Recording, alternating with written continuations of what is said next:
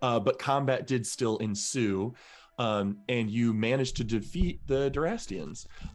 Although Ezran was slain, and when he had dropped to the floor, ripping out of his form was a blood elemental, kind of summoned into existence by some otherworldly influence that had a hold over him. Uh, Eventually, Battle Reeve Cormag and the elemental were further slain. Many of the Durastians were either killed or captured. And finally, through Tobirama's first use of life restoring magic, brought Ezran back to life. You guys left that vicinity and met up with the other Selethar that had gone to House Thantawar, the Ashwood Elves. However, although they were successful in pushing back Durast on their side, Maethros was very heavily wounded, and two of the Selethar on that side had been slain.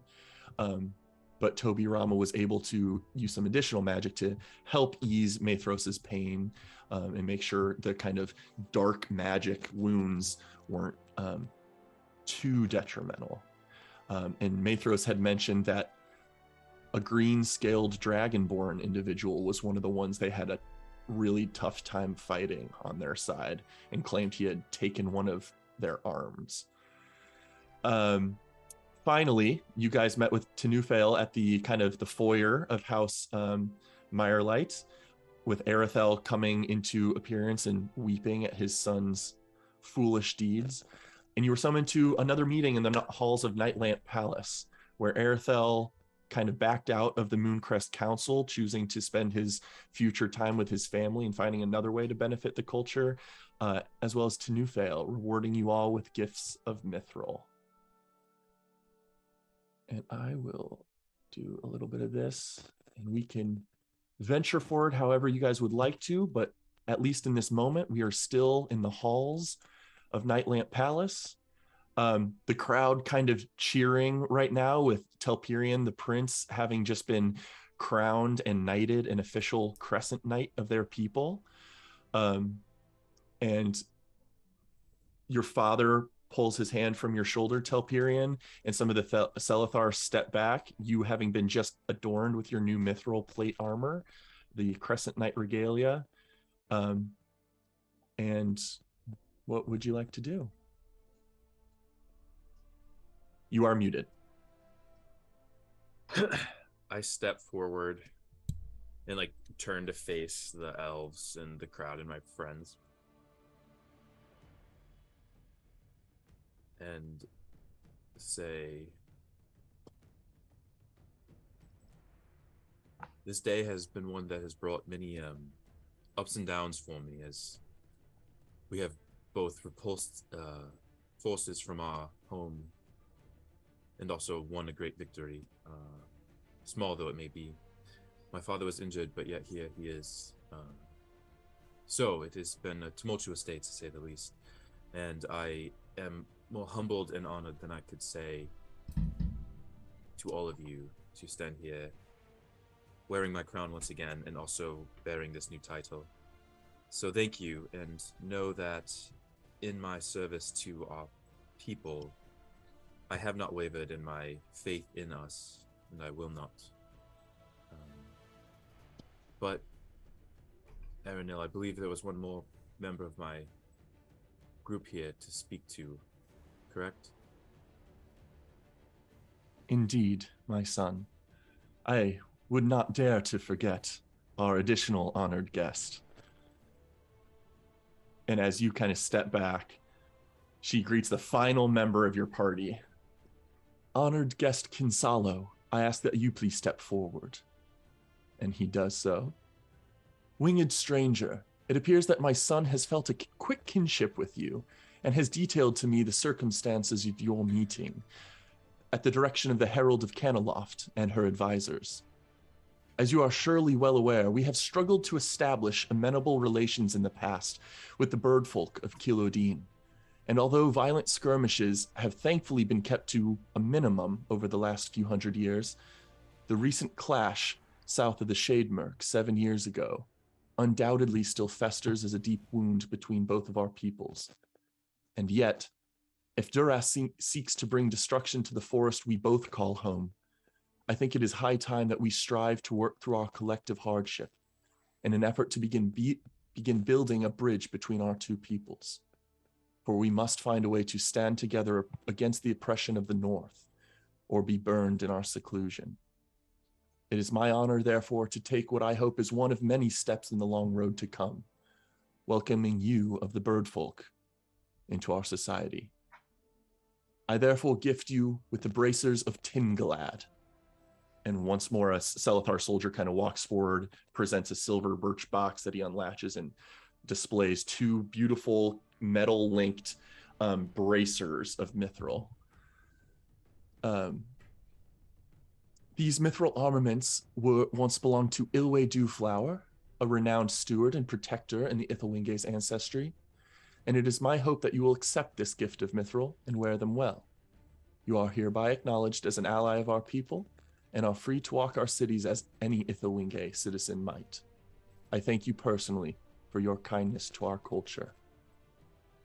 And with that, I believe my son and his allies have been well welcomed within our city.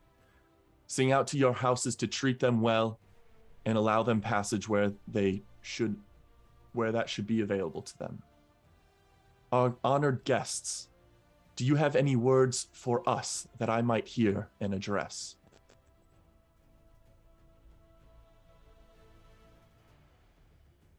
And if not, you are more than welcome to pursue an audience with myself or the other council members if and whenever you like.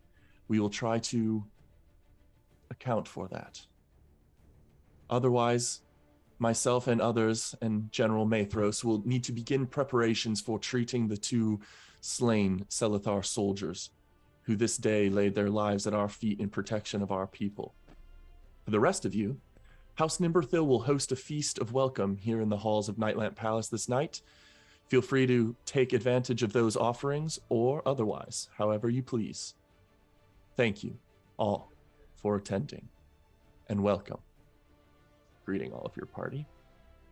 And at this moment, everyone starts to kind of engage in conversation in their own little clusters of people, attendants and diplomats talking with each other. And you are all free to do whatever you like.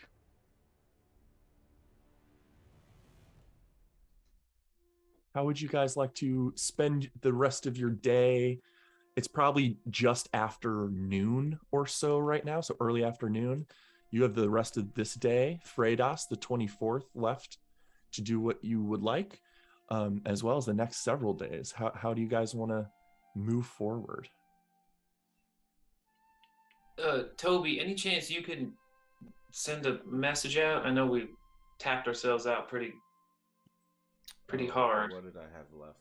I have already clicked on long rest. I know, I forgot. I don't think I had a third or a fourth.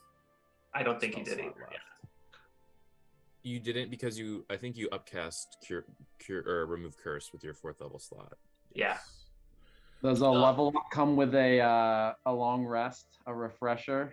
Not instantaneously, but over the long night, your capabilities will be restored, but you might have to keep in mind any spent resources over the next couple hours, but nothing will prevent you guys from getting a long rest this day.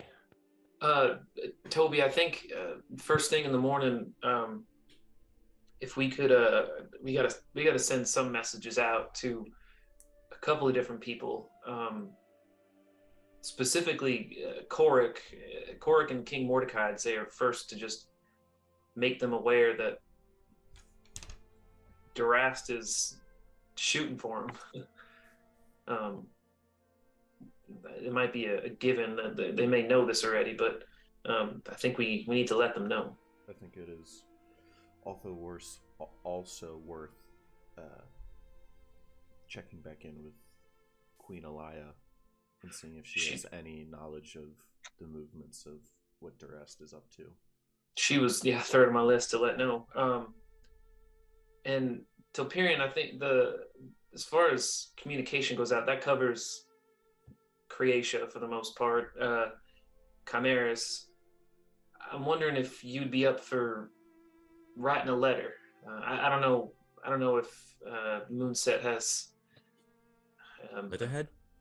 well, not just letterhead, but an owlery of sorts to send messages. I know at Aranil Tunuphile's, behest now, outreach might be a new thing for y'all, but I'm wondering, Belladonia, we know a senator there, and I don't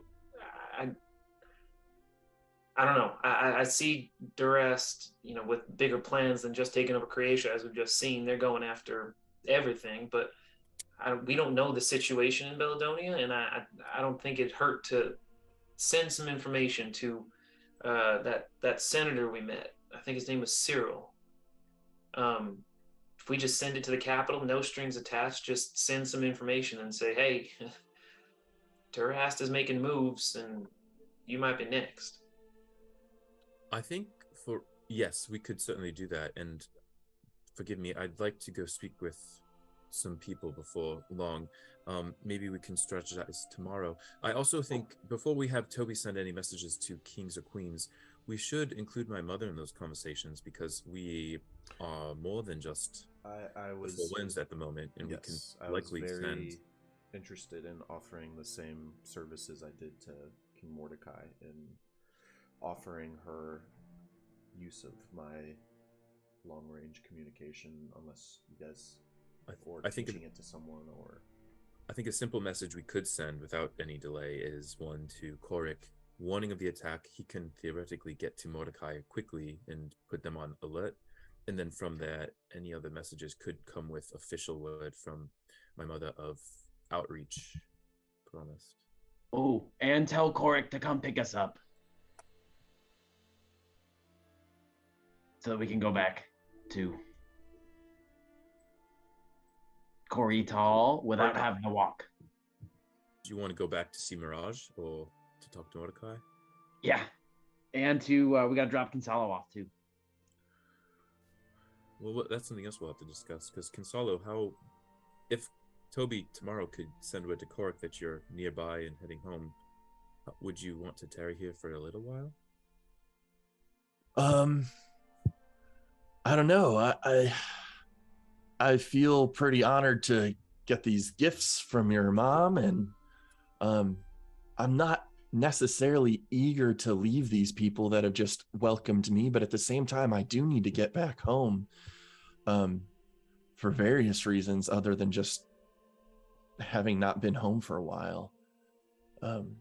Yeah, I mean, Toby Rama, I would be very interested in having you reach out to Korik as well, if you can, whether that's tomorrow or today. Yeah, I'm not eager to leave all of you guys, but I do see getting back to Kilodine in the near future pretty important for my journey. Well, perhaps we could head in that direction. I think it's pretty far away. Oh.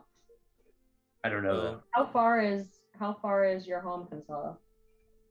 Before he answers that, we can take the mirror portal to Jiaolin, and then from there it's much shorter distance.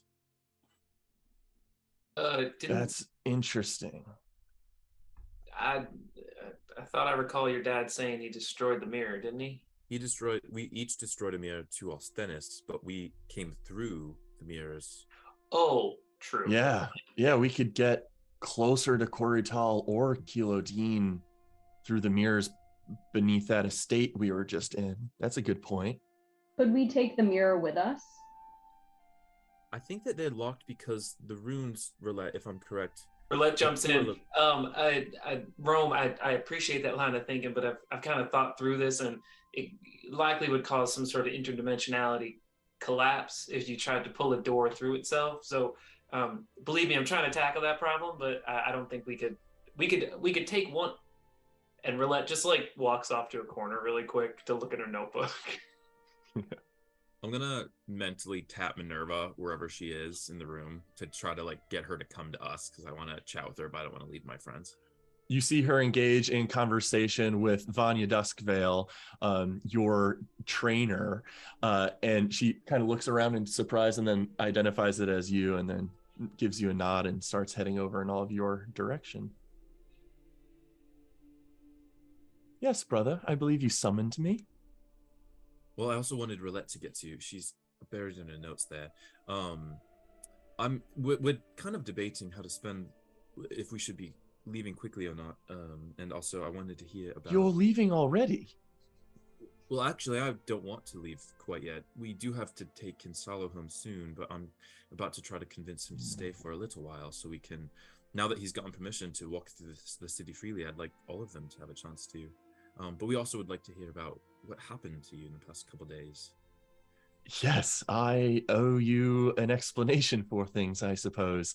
Yeah, do you want to retire to your chambers or mine? I'm happy to talk through everything with all of you if you want. If people here are agreeable to that, sure. Then I look at the party to see, like, do they want to go hang out with Minerva for a little while? Ooh, let's go somewhere other than the rooms. We spent all day there yesterday. That seems reasonable enough. Would you all want to take a stroll through the city? Roulette comes wandering back over, talking to Rome. So Rome, it'd be like trying to pull a lasso through itself. It's like you can do it, but something's gonna break. Minerva, did you hear about the mirrors we traveled through? Not in detail, although, is that what you are discussing, Lady Roulette? Pulling a lasso through itself? Yeah, it's these doors are these mirrors were enchanted. Which another thing to worry about is they were doors, the long distance doors, teleportation kind of things from here to other cities in the Emerald. Fascinating. And outside Of the Emerald. arcane magic? Is that what I'm supposing from your description?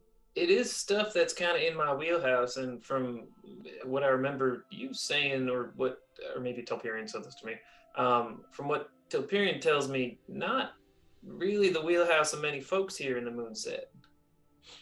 Alas, no, it is not. I have been scorned occasionally for my arcane pursuits when many here prefer the natural or divine. But perhaps two of our intellect might be able to puzzle out something useful from those doors you speak of. I might be interested in taking a look with you at some point. It may even be interesting if we could break this mirror into pieces. Like, could we create multiple routes to the same portal if we had two of the same mirror? Like, we broke the mirror in half. Fascinating. DM, as I want Michael to put on his earmuffs so he doesn't hear me ask this question. As Minerva expresses shock or puzzlement at these doors, can I make an insight check? Sure, yeah, absolutely. Yeah. That doesn't offend me. Where's my insight? No.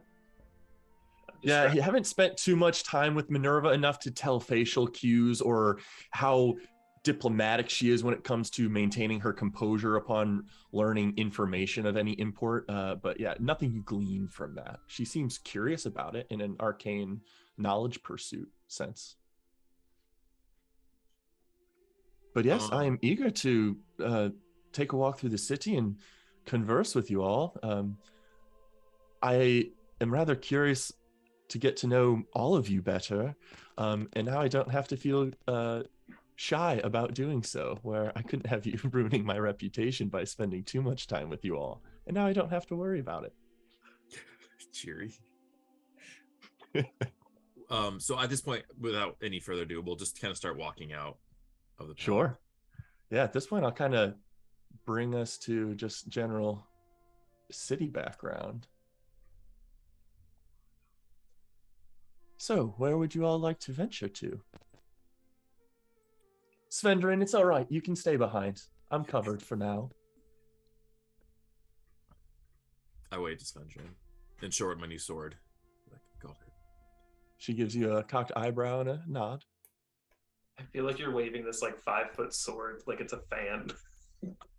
What I will do is as we're walking, I'll take my vine that I forget the full name of right now, and I'll peel that off of the jade blade. I'll put the jade blade in my quiver, and then I'll put the vine seed onto my greatsword, and then from that seed, vines will extend, creating a scabbard, and I'll just wear it at my hip. Beautiful. The Feywood ivy just naturally wraps around your sword, creating kind of a custom scabbard. Perfect. Is my sword too big to wear at my hip? Would I have to have it on my back? Oh, that's actually a good point. Yeah, I do think a great sword you might have to, on your side, lat, or back. Yeah, it's probably is too long to do at hip. It's not like a true scabbard, so it's not like I have to try to like fit it. Like I can just grab it quickly. Correct. Yeah. Me and Minerva will outline some of the titles that you guys would see on this map. So like if your characters want to say where you want to go, we'll kind of give you a little overview of these places. Ooh, I would love to go to the bathhouses. I feel like I need to bathe. We've been on a very long journey. Oh yeah. Very well. I like to spend time there occasionally myself. We may even find Talia there who frequents that location. I'd be more than happy to guide us toward the bathhouses. And your name is Rome, is that correct? Yes, that is correct. Perfect. I know we had met. I just wanted to remind myself. But very well, let us journey in that direction. And as we walk, might I ask, my brother has suggested that you all may have interests that may pull you from Athenian, though I would eagerly like to persuade you all to stay a bit longer if there are things that we can provide value to you as well. What are you all thinking of doing next in your journey? I mean,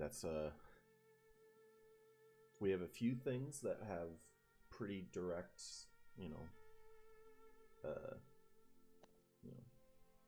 planes of attack, shall we say, but the war of Durast against Croatia, and now it seems hoping to strike against Chimeras, it kind of reaffirms to me, at least, that there's not going to be an end in sight if just Croatia or Chimeras are subdued. So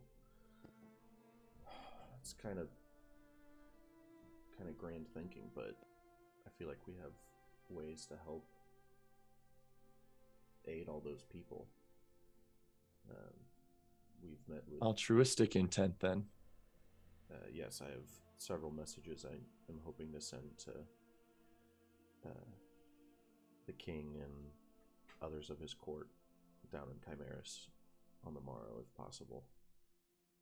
Wow. And you have the... Wait. Interesting. I didn't know those of... You don't study the arcane, do you? No, I have a divine connection to magic.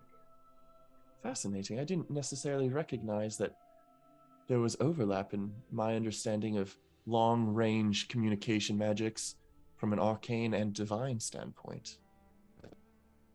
Interesting. So one thing we should think about, remember you tried to send a message to Minerva from outside, and I don't know if it was, I think it may be either because you didn't know her or because of the mythal, so we may need to walk you outside of the city before you try to contact anyone out of the city. Or have you already had connection with someone out of the city? I sent a message to Jean Lavore when we were in our rooms, I believe. Okay. And that went okay. Okay. Yes, I might be able to weigh in on that a bit as well.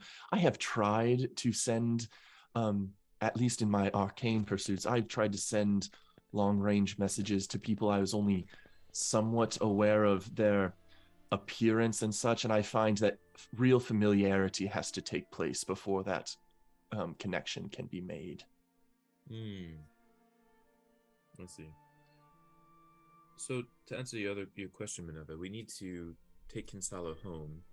I think we have items of to pick up in Kilo Korital, and then also, Jiri, you were hoping to go to Durast, correct? I mean, we can't just walk there, but that was your eventual goal, right? Yeah, we gotta rescue Jean Lavore. and I'll like in subtext say enchanted, and I'll explain to Minerva who he is. Fascinating. He actually made some of the items we're using. What was the wand, right? Minerva? That was, or I'm sorry, roulette. That was from Jean Laval, wasn't it? Sorry, I cut out there for a second. What was from Jean? Your wand that you have. Yeah. That was from Jean. This was also from Jean, and I'm holding up what the hell is it called? The little drug flask thing. Vapor. That's from Jean. And Telperion, correct me if I'm wrong, but the last person that we saw who had that sword of yours was Jean Lavore. And I'll show it to Minerva. Be like, look, he enchanted the sword. Very well. Looks like the sword holds it well. Telperion does also remind me of this. Perhaps this is rather ungracious of me after receiving such magnificent gifts. There are also just in general some, I'm sure you're used to the spell components that I'd love to try and requisition here. I don't know if you know of a good place to do that, or there may be merchant. There may be various locations that might suit you. I find that in my own spell casting, I'm often constrained with the specific requirements of the components I seek, though perhaps other schools of magic are a bit more amorphous. Certainly there are jewelry stands near the Moondrop's Cradle where vendors set up shop and often barter and trade for house relics or other items of unique antiquity with each other. You'll find that bartering may provide you all more value than mere coin trade here in Athenian. But I imagine I could point you in the right direction of some things you seek.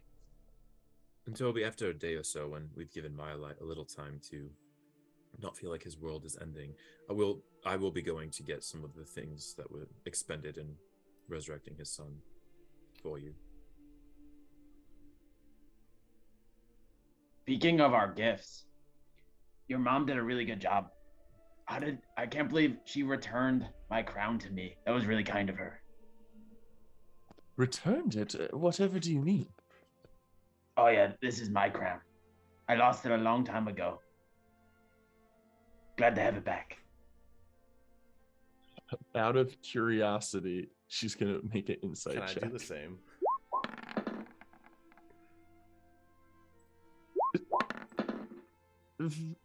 Fascinating. I suppose I might not have been fully aware of its entire ancestry then. Yeah, I wonder where she found it. This is the Jarl crown. Yeah. Yes, it's actually Jasenir. She mispronounced its name. Fascinating. Difference of cultural pronunciation, I suppose. I'm very glad it has found its way into your hands then. And for your insights checks, Jiri's not lying, but he's right. She is. I was kind of giving. Yes, exactly. In addition to her 18 plus modifiers, I was kind of getting the impression that she sees that you're not intently lying, and also like, okay, he's either misinformed. Like people that aren't Jiri or not trying to do an insight check, like Telperion, for example, might very quickly realize, oh, my sister's playing along here. Well, and I also think maybe I was helping her a little bit by she may have looked to me to see how I was reacting, and she probably saw I was just probably like an eye roll a little bit and be like sure. That's just so she knows reaction. She does get the sense that you're being honest, even if she doesn't believe what you're saying. Telperion does add it to his mental Jiri encyclopedia, though. And this place, Jaland, I believe my mother was saying as Telperion described it to her. Where is this location? I have not found any tale of it within our archives. Well, it's in Orin, and Orin's really big. It's like infinitely large, so it's really hard to find. I must need to expand my knowledge pursuit of such a place. Well, if you're Fascinating. a good warrior, you can come with us. We do need to retake my homeland. Unfortunately, we will have to defeat many enemies. The storm, retake my homeland, storm the castle of Jah. It's going to be a big battle. Huh. You'll find yourself engaged in wars of many planes, I suppose. Yeah, but I gotta find my mom first. She knows how to get back. I don't know how to get to Jalen from here. So we gotta add that on our list of things to do. Maybe after we rescue Jean Lavore. Very well. Let me know if there's anything I can assist with. I am always in the pursuit of making royal allies where I can. Are we at the bathhouse by this point? Yeah, you guys are approaching through the city, the constant kind of streams of particulate flecks of moonlight that just kind of slowly shift like streams into the center of the city where the Moondrop Cradle kind of central tree is. But you guys kind of see that off in the periphery as you're going down various paths, and you guys definitely get to the Star Ripple bathhouses. Lady Rome, I don't mean to pry, or I also mean no offense. How does one such as yourself bathe? Like anyone else, with water. I require water as well to hydrate myself. I don't want to get dry. And your form absorbs the nutritional benefits just as skin would? Why, yes. In fact, I could probably even help to purify the waters of the bathhouse, as my plant-like body is able to take in water and filter it. Yes. Fascinating. I also imagine that might even benefit the Emerald Gardens besides the Star Ripple bathhouses, as that water is then repurposed for irrigation and distribution to the various plant life there. Perhaps you can be a benefit to that location. But please, after you all, she will gesture for you all to enter the bathhouses. I am going to slide into the water, and as I do, like water lilies and stuff kind of bloom from my hair as like my hair starts to grow, and I become like this amorphous, like seaweedy water lily thing. Ooh, whoa. Yes. Very cool. Very cool. Fascinating. I must do more research if my mother believes you to be this mytholine creature she suggested in the meeting. I've never heard details of such creatures, and I believe my mother even had to do extensive investigation into that, but you are curious indeed, Lady Rome. I had never heard of the mytholine either, as seemingly my memories are gone. They're just continuing to come back to me. So I would also love to learn more about these mytholine and myself. Fractured mind state. I do believe there might be capabilities within arcane magic to seek to heal such, though I imagine divine magic may be even more suitable for that pursuit. I will have to do some research and see how I might be able to assist you all. Rome, I just realized I've never tried to read your mind before. Oh, by the way, Rome, he can read minds. I feel like she's watched me read Jiri's mind once or twice. Yes, I did. Brother, is this true? Oh yes, that was one of the advancements of my psionic capabilities. That's when I was speaking into your mind. I can do that freely, but I can also, it's taxing and not something I can do constantly. But once or so a day, I can pry into a mind to read either the surface level current thoughts or dive deeper. You see Minerva kind of straighten up a little bit and says, seems I have some work to do to make sure my capabilities still exceed yours. You are catching up quickly, brother. Telperion, you're more than welcome to enter my mind space. However, I recommend that you enter at your own risk. All right, we'll try soon, maybe on the morrow. But for now, and I'm gonna go. Like, I assume there's an area of the bathhouse where like you get help changing if you're wearing. Yes, absolutely. So I go and I get onto like whatever tunic they give me, and then I'm hopping into a hot tub, and I am ordering some wine for all of us as well. Yes. Minerva. Rome and I Yes. are really similar. We got so many things in common. We both have memory issues, and we both came out of a bottle. And that's basically it, actually. Fascinating. You two are proving more and more intriguing by the minute. I will see what I can learn of memory reparations. Don't know how much I can speak to the second point you made. Are both of your forms suited for changing state to be held within vessels? Yeah, sometimes. Fascinating. I was trapped in that bottle for 7 years, and it was a really long time. And it was really painful and miserable. So getting locked up the other day in Talpirion's room made me feel like I was being locked in that jar again. So I'm itchy to get out of this place, you know what I mean? I need to feel freedom. Of course. Well, freedom you shall have, and you have earned it, all of you. I hope you are able to take advantage of what the city can provide and do not feel that you will be confined to any quarters such as that anymore. I believe my mother's direction makes that apparent. You are free to come and go as you please. You can't trap air for too long. It leaks out. It's true. I make a fart sound with my mouth behind you. Exactly. Jerry, as consolation for the house arrest you found yourself onto, we will stop somewhere that you will like on the way home, I promise. Maybe make you reconcile with Athenian a little. Ooh, but speaking of places we need to go, are there any good like ring makers here? And I like whisper it to like Telperion so that nobody else hears. In your head, you hear me say back, yes. Okay. I'll take you there soon. Okay, it's a surprise though. Don't Okay. tell Rome or Gonzalo or Elfie. I won't.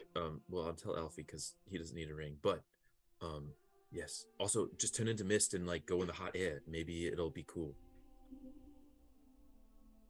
Oh, like right now? Or like in a steam bathhouse. Wouldn't that be fun? I would love to, but I'm really dehydrated right now. I don't know if I can do magic. I like push you into one of the like pool-sized baths with telekinesis.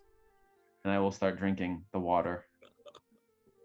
The Rome is purifying, hopefully. Probably Double bath. somewhat unrefreshing as it's warm and even hot depending on where Telperion pushed you. Not as refreshing as the cool decanter of endless water supply, but it will nourish you. This water's gross. I want my decanter. I kind of do my best over the next, like, if we chill here, maybe we can even short rest here. I will do my best to constantly try to trick Jiri into like showing off his own self, because I want Minerva to see Jiri being Jiri. And so like I think Jiri and I will like enter into our usual banter back and forth and just like be chilling. Perfect. Yeah, unless you guys all engage with Minerva specifically about any topics, which she'll eagerly amuse, she will start to get a little quieter in contentment with her brother now back at her side and learning about all of you kind of passively from the side. So she's definitely taking a keen interest in trying to learn, almost like analytically, about you all, your capabilities, motivations, etc. I will ask Minerva if she could summon a scribe of some sorts. I have a document and I need a copy made of it. Yes, of course. I can send for an attendant. I will do so at once. And she waves down someone and whispers something into their ear for them to leave the bathhouse and go pursue that. Are you requesting that a scribe come to you, or are you giving Minerva anything to be scribed and brought back to you, or do you want someone to come to you? to like sit next to you and scribe something for Oh, you. I will go fetch some of my notes from my backpack, and I will. Minerva, if you could, I need a copy made of these pages. Just it's a bunch of my work, and I need a second copy of it.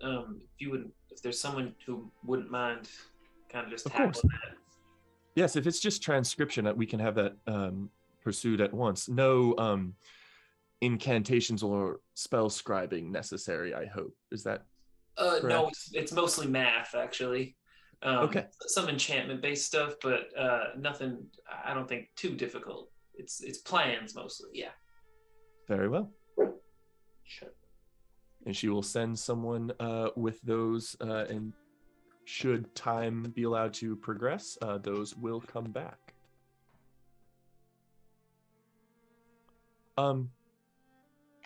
I could sit here all day. I don't treat myself to the bathhouses enough, in my opinion. But is there anything else you would all like to do? Are you interested in going to the feast at Nightlamp Palace this night? Do you want to drop into the Moondrop's Cradle Amphitheater for some entertainment this night? What are you all interested in? I'm looking for Talia first. Go ahead and make a perception check. First roll at level 8, 20. 20. You very quickly survey the bathhouses, and she's not currently in the bathhouses, which doesn't also surprise you because you suspect she would have come over to your group immediately had she seen you. So good 20. I kind of want to shepherd them towards Moondrop Cradle, maybe the jewelry stand, and I say to them, like, we can go for a night out on the town another night. There's not often feasts thrown in our honor, so we could stop by the amphitheater, and I want to show Jiri some entertainment that he might enjoy. But yeah, does that sit all right with all of you? Only thing on my plate, I'd like to at least stop by at some point today. Your mother mentioned the forge. I'd at least like to stop by and talk with whoever's working the forge. Nightfall Forge, is that what it is? I keep forgetting the yes. Nightfall Forge and the Moonsmiths. That's what it was. To at least talk with them about some of my, some of the many ideas I already have for kind of what I could do with some mithril. very well. Yes, we of course will want to make sure you take advantage of the gift of mithril my mother intended for you. Sounds like a plan. I may have some other pursuits I'm interested in as well, so I might not keep your company for the entire day, if that is all right, though I will certainly find you all again at the feast, should you show up there. Maybe I'm gonna go to the bathroom real quick, but maybe we could do the forge first, and then stop by the cradle just to show it off, and then head to the feast. Sure. Very well. Well, I will take my leave of you all. You'll find, if she is there helming the forge this day, you will likely find Kilana Silwind, the mother of my close friend Talia, is one of the prime moonsmiths there. But I have some researching to do after discussions with you all, so you are more than free to journey to the Nightfall Forge. Could you type that name out? Yes, absolutely.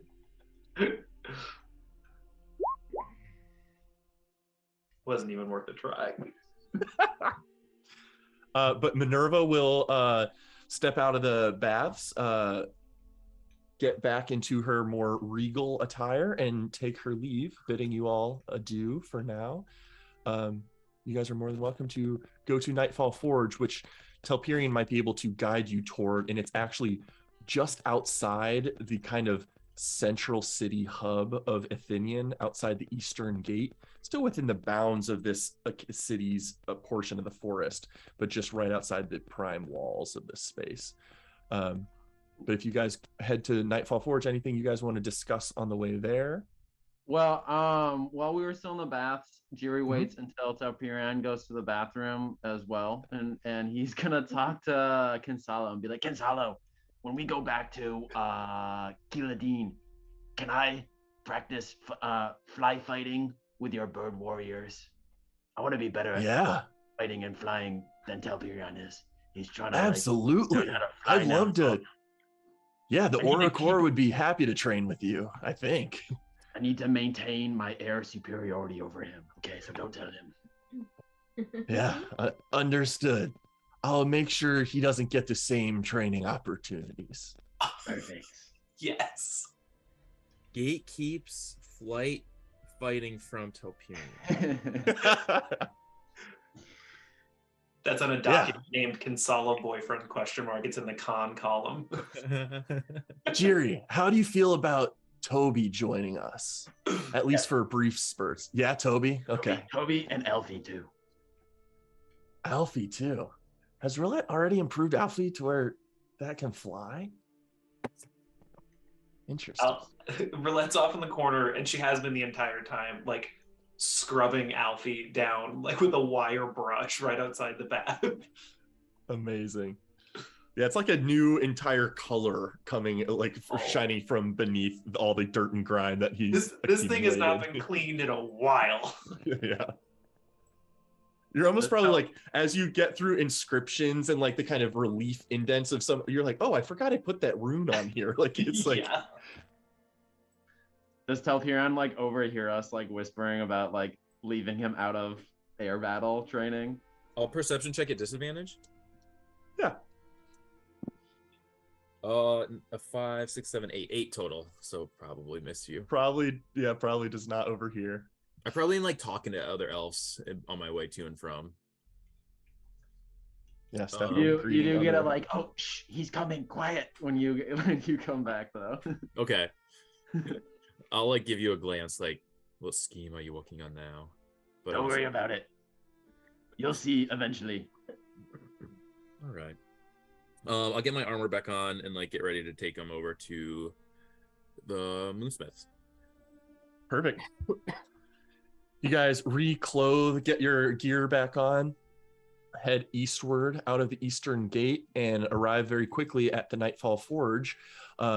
A series of 4 towers, kind of very quadrupedal, kind of lifting up, and spiral staircases going around them, as well as like a large central stone column underneath it all, kind of elevates the forge off the ground.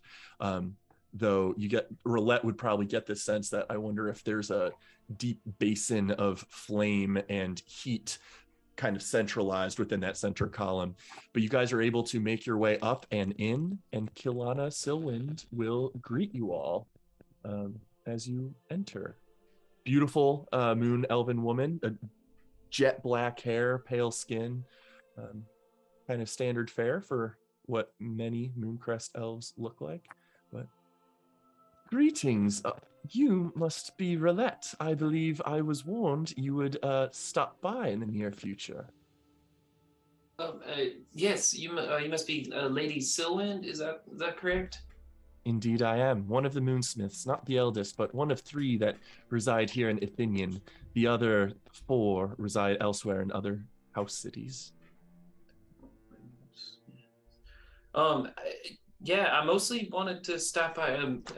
The Aranel was kind and gracious enough to just kind of give me a open-ended gift, it seems, from something here in the forge.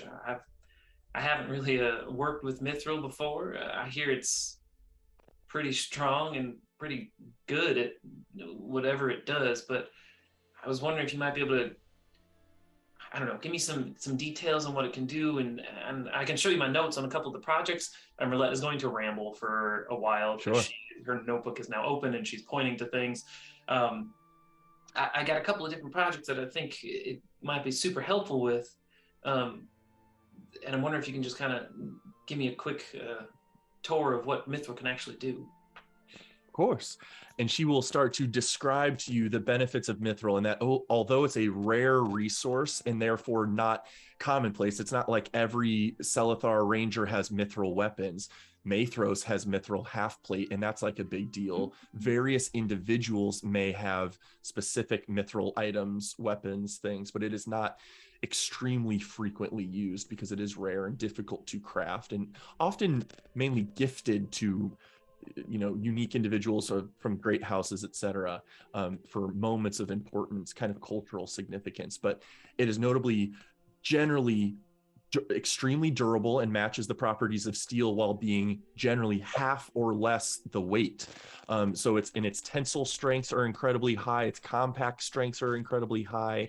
It is a very versatile metal, though it takes an exceedingly adept smith to learn to work with it, and is difficult to train in.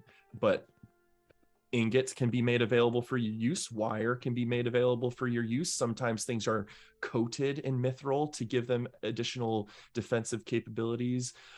Even pointing to Alfie, should you be interested in a coating might apply a type of benefit, or replacement of his shell might provide a different type of benefit, even though be more extensive. So she will kind of detail out for you the specifics, working through your suggestions on, oh, that could fit here, this might apply there. Yeah, I'll point out to her specifically a couple of Alfie's joints, both in roly-poly mode and in ostrich mode, and just walking through, like, I want to replace this and this, and the metal I've used, it's good for kind of, I don't know, standard speed that he has right now, but I kind of want these wings to flap a little faster, maybe his legs to poke a little harder and faster. So these reactive devices, the things I want to be able to move faster, the metal I've got right now, it's warping too much. If I do it, and again, she will ramble. I'm going to interject at this point. Telperian's going to, because he knows what's happening, and he's like, so remember, this was just an introduction. We should get going if we want to make it to the feast and have another stop to do. Roulette, would you mind leaving Alfie here for the night so the Moonsmith could investigate Alfie and get more familiar before you start working on him? Of course. And actually, and apologies, I should have done introductions earlier. Lady Sylvan, this is Alfie. I made him a couple months ago. Alfie, you're to follow Lady Sylvan's directions for the rest of the evening and show off some of your tricks. Shit, I was going to ask her something else. Oh, and but Telperian, you're correct. We should be on our way. Lady Sylvan, do you do? I know you do kind of the forge stuff with mithril and all the other metals here. Do you do any sort of enchanting of items here, or is it mostly just the metal work that you work on here? The Moonsmiths ourselves are not as versed in divine or natural enchantments to objects, but we do often work with various individuals throughout the city to, once we provide an item to be enchanted or work hand in hand with enchantresses. We have worked in that avenue in the past. We just do not often have the magical means ourselves. Understood. But yeah, so Alfie's yours for the evening. Keep an eye on him. And Telperian, yes, let's go. I could stay here all day if I wanted to. Would you like to leave any of your schematics and instructions, just so that I might be able to get a better understanding of Alfie here overnight? Yes, I will. I'll leave some of my original notes on Alfie's reaction that he gives disadvantage when he pokes, and then I'll also leave my notes on the newer project, Gusto Guard, going for the thing we spoke about earlier as my perfect choice. So I will, of course, await your approval before making any changes to Alfie in the future, but this will at least help me get an understanding of what we're working with here. Of course. Thank you, Lady Roulette. It is a pleasure to meet you. Pleasure's mine. And you are all free to venture back into the city or otherwise. I'm gonna lead him to the Moondrop's amphitheater, Moondrop's cradle, and I'll say, so the our jewelry smiths here, I have a feeling we're gonna want to do like a full-on bartering day tomorrow. So do you want to just wait on the jewelry smiths here, Jerry, and we can go home, take stock of what we have, and start thinking about bartering? And right now, I have a site to show you, so we could also touch on it now if you like. Well, it depends. How long do you think it's gonna take to have 3 rings commissioned? why don't we ask then now, and we'll do this. We'll do the sightseeing, and then we'll check with the jewelry smith. Okay, I'm gonna go check. You gotta distract the others. Well, okay, first the amphitheater is for you, so I want to lead them all like in as grand a way as possible to like the coolest entry point as possible, and I want to show off to them and introduce them to the Moondrop's cradle. Perfect. You are able to do so. You lead people through various beautiful canopies and draping vines and ivy-covered walls, and it's just a beautiful atmosphere here in Athenian. And as you lead them into the center of the Moondrop's cradle, you can already see many people gathering for what is likely to be a new show starting within the next hour or so. But there's this beautiful, seemingly self-illuminating moonlit tree that is probably 60 feet tall or so, and all of the particulate streams of kind of moonlit fleck matter throughout the entire city are all gathering in the central tree, almost like nutrients being sucked up through the roots, but all entering through the branches of this tree and just kind of filtering downward.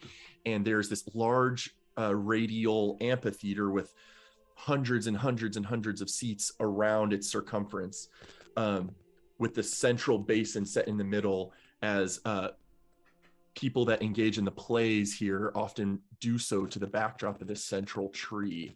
And it is a very beautiful sight. There's hundreds of elves already gathering with drinks and refreshment, some sitting down, some just wandering through the stands in anticipation of whatever the next play might be. But you guys can definitely gather there. And on your way there, you can see that almost like in a real world stadium, outside the circumference of that amphitheater, there's many stalls where refreshment can be gathered, things can be bartered, many jewelry makers, antiquity shopkeepers that might sell unique cultural items. There's various stands and stalls set up purposefully in the center of this hub, knowing they'll get a lot of good traffic to peddle wares, barter with each other for house items, things like that. I kind of try to nudge Rome towards the tree because Topian just has a feeling Rome's going to be really excited about this silver light tree. Tree. The tree, and he won't even say much. He'll just kind of like assume you want to go check it out. But then I'll ask Jiri. So, Jiri, all right, you've done me a great service by being here and following through with my parents' requests that we stay in our rooms. So, would you like me to speak to the leaders of the amphitheater here to see if they would allow you to perform a one-man show where you could tell whatever story you want to an Elvish audience? Oh my god, that would be a dream come true. Oh my god. Yes. Well, I can look on that then. But I wanted you to check out, you can go look around the amphitheater, kind of think about what materials you might request if you did a one-man show. I think Roulette, Toby, all of us would probably be helpful for you. But yeah, you could think on what part of our adventures. You could either tell the Jajiri tales, or you could focus on our adventures. I think people would be very interested in what we've done together. But it would be all on you. And I could speak and try to pull some strings. I already know what it would be about.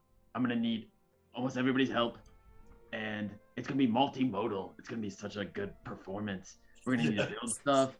I'm gonna need Elfie for like a long time to help me out, and Shadow Moby. Okay, I'm gonna start planning. All right. Well, tomorrow when we're running errands, I will speak to the leaders of the amphitheater and see if I can't get us an arranged night. Maybe and then you'll have to think of a title, and we could, if we're here for a little while, like if we send our errands and send our messages, and we can have like even a week here, we could really pump up the city, and there probably could like be a really good turnout. Okay, I'm gonna tell a tale, but I'm gonna do it with visuals and with dancing and singing. It's gonna be a big performance. Beautiful. I could even play the lyre for you. Okay, perfect. Well, that's Perfect. all I had for here. Cool. Well, you guys can spend time here if you want to watch the play coming up, though that might get you a little close to evening feast. So if you guys are interested in making it to that feast, you may need to head back to Nightlamp Palace, but you're welcome to stay here if you want to. DM, I'd like you to do the entire first act of Elven Hamlet, please. All parts. I would love to, as a joke, quote a line of Hamlet, but I know not a single line. I don't know. I'm gonna like try to take everyone. If everyone's done here and looking around, as we leave, I'm gonna mentally tell Jiri, you could go and quiet that jewelry stand, and I'll like tell him where, and then I'll kind of like try to just like show off the vendors to the rest of the crew to be like, look at what we can come investigate tomorrow.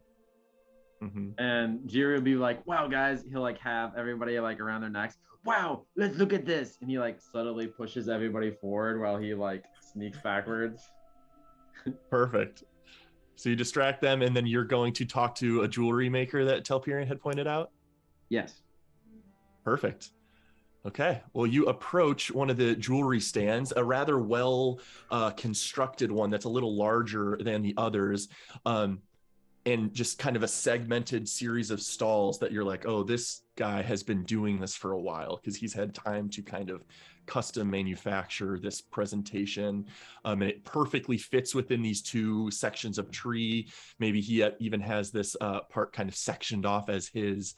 And as you approach, he says, well, fascinating. One of the strangers now welcomed within our midst. Greetings. I am Emmerich Casimir Diarmid IV. What can I assist you with? Hi, Jajiri, Jarl of Jarland. Nice to meet you. Okay, I've been told you're the greatest ring maker of all time. Is that true? You have heard indeed the truth, my friend. What can I assist you with? Perhaps a platinum ring beset with sapphires and gemstones to make all surrounding pale in comparison. Oh, nothing that crazy. Okay. You see him deflate just a little bit. Because what I have for you is even crazier. Okay, so how long would it take to make a ring out of wood, stone, and bone? I need 3 rings. So of course, Emmerich Casimir Diarmid IV, it can work with any material. Are you sure you wouldn't be more interested in a more precious metal? Bone, wood, and otherwise can serve their purpose, but platinum, silver, gold, those are the metals of kings. Yeah, no, it's for a special club. It'd be hard to explain, but I will, if you don't have the materials, I don't want you to use your materials. I have them. I'm going to give you some wood, some stone, and some bone, and then you're going to make a ring out of them. How long would it take?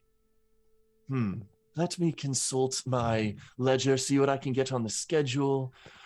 You are a stranger in these lands, and that could bring some notoriety my way, I suppose.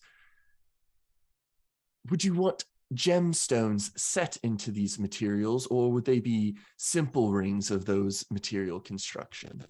Simple rings, but you're going to have I've got an engraving that needs to go on them. Oh yes, that is easy enough to do. The materials shouldn't be a problem, and you're able to supply some of that? All of it. I've got the materials. Very well. I'll take off the gold ring that I have and be like, Something similar to this. Nothing too crazy or fancy. Again, it's Very for a well. secret club that I can tell you nothing about. a sort of signet ring, then. Yes. I will admit I don't often engage in outsider commerce. Are you intending to pay with gold, or might you have something more interesting to barter for the use of my services? Oh, I don't know if we have any. I'm sure we have things to barter, but I'll just pay you for this. Okay. I'm assuming it's too expensive to make 3 It will be badass rings. something of a premium to ascertain Emmerich Casimir Diarmid IV's specific services, but the request you seek is not too terribly expensive. I would say 25 gold to have all 3 constructed in the next day. All right, make it 22 and a half, and you got a deal. Go ahead and make a persuasion check. Yeah. 39. Incoming 11 modifier. 12. 12. 18. 23, and you have a deal. Okay, 23 is a lucky number. Deal. Couldn't agree more. Very well. The commission has henceforth started. And Okay. he will start taking down some notes of the requirements and instructions that you wish to have, and he will start working on that. You give him the materials. Yeah. So I take out a Start with the wood one. and I pull out the twig blight arm that we got in like the forest a long time ago, and a jar of honey that I have that we collected in Forest Hollow. I'll hand them over to him, and I'll say, All right, this first one needs to be made out of wood, but then you gotta put a honey glaze on it. This is from my friend Rome. She's really into nature. Maybe make the wood like twisty, like this branch here. Very well. I should be able to do something along those lines. I may have to tap a carpentry friend of mine. Very well. All right. and then I take out one of the little pebbles that we use for like shooting and like throwing, and I'll say, Okay, this one's for my buddy Elfie. He always plays games and he loves playing with these rocks. Here you go. This is his favorite, actually. I need this one into a ring as well. Fascinating. I should be able to get this done. And then, actually, I don't think I have this on me. I'll be right back. and I run back to Roulette. And I say, Roulette, give me the dragon bone. In the Oh, the tip of the tail? Hey, can I take a little piece off of it? Oh, of course. I think I've got like a tooth too. No, I have the tooth. Remember, Oh. we're turning that into a necklace. Oh, I have one of them too. I think we took two too. We got I think two. you each had a tooth, and Roulette had like a Okay. long 12-inch tail spike, Yeah. something like that. I need like a 2-inch section of it. Oh, take the whole thing. Just I guess have them. But I guess bring back what you don't use. I don't know. Here. Okay. Bye. I wasn't here. Nobody saw me. And I run away. Yeah, Telperian's like, and over here, like as you come back and ask the super obvious questions, he's like trying to be like, I love this clothier. Perfect. Yeah, your commission has been started. The materials have been supplied. Okay. Oh yeah, I bring that guy the bone and I say, This one's for our friend Kinsalo. Birds have very light bones, and dragons can fly, so it's fitting for him. Strange requests, but I will not turn away the business. Thank you, Jiri. No problem. I need all the leftover supplies when you're done, though. I will do my best. Okay. and I run back to everybody and just like slink back in. And wink at Perfect. Telperion really obviously. Yes. Jerry comes back whistling. Face palm. All right. To the feast then, everyone. Perfect. Tomorrow we can shop and barter to our heart's content. Very well. Well, you are all free to return to Nightlamp Palace. And Minerva will be at the feast as well as various diplomats and attendees, though Tenufail herself will make an appearance at some point during the length of the feast. She's absent for most of it, and none of the Mooncrest Council members are in attendance, as they are all engaged in various conversations of outreach to Villian Nation individuals, or even war preparation conversations that are being started, as they feel the need to finally engage in the outer world's dilemmas to some degree.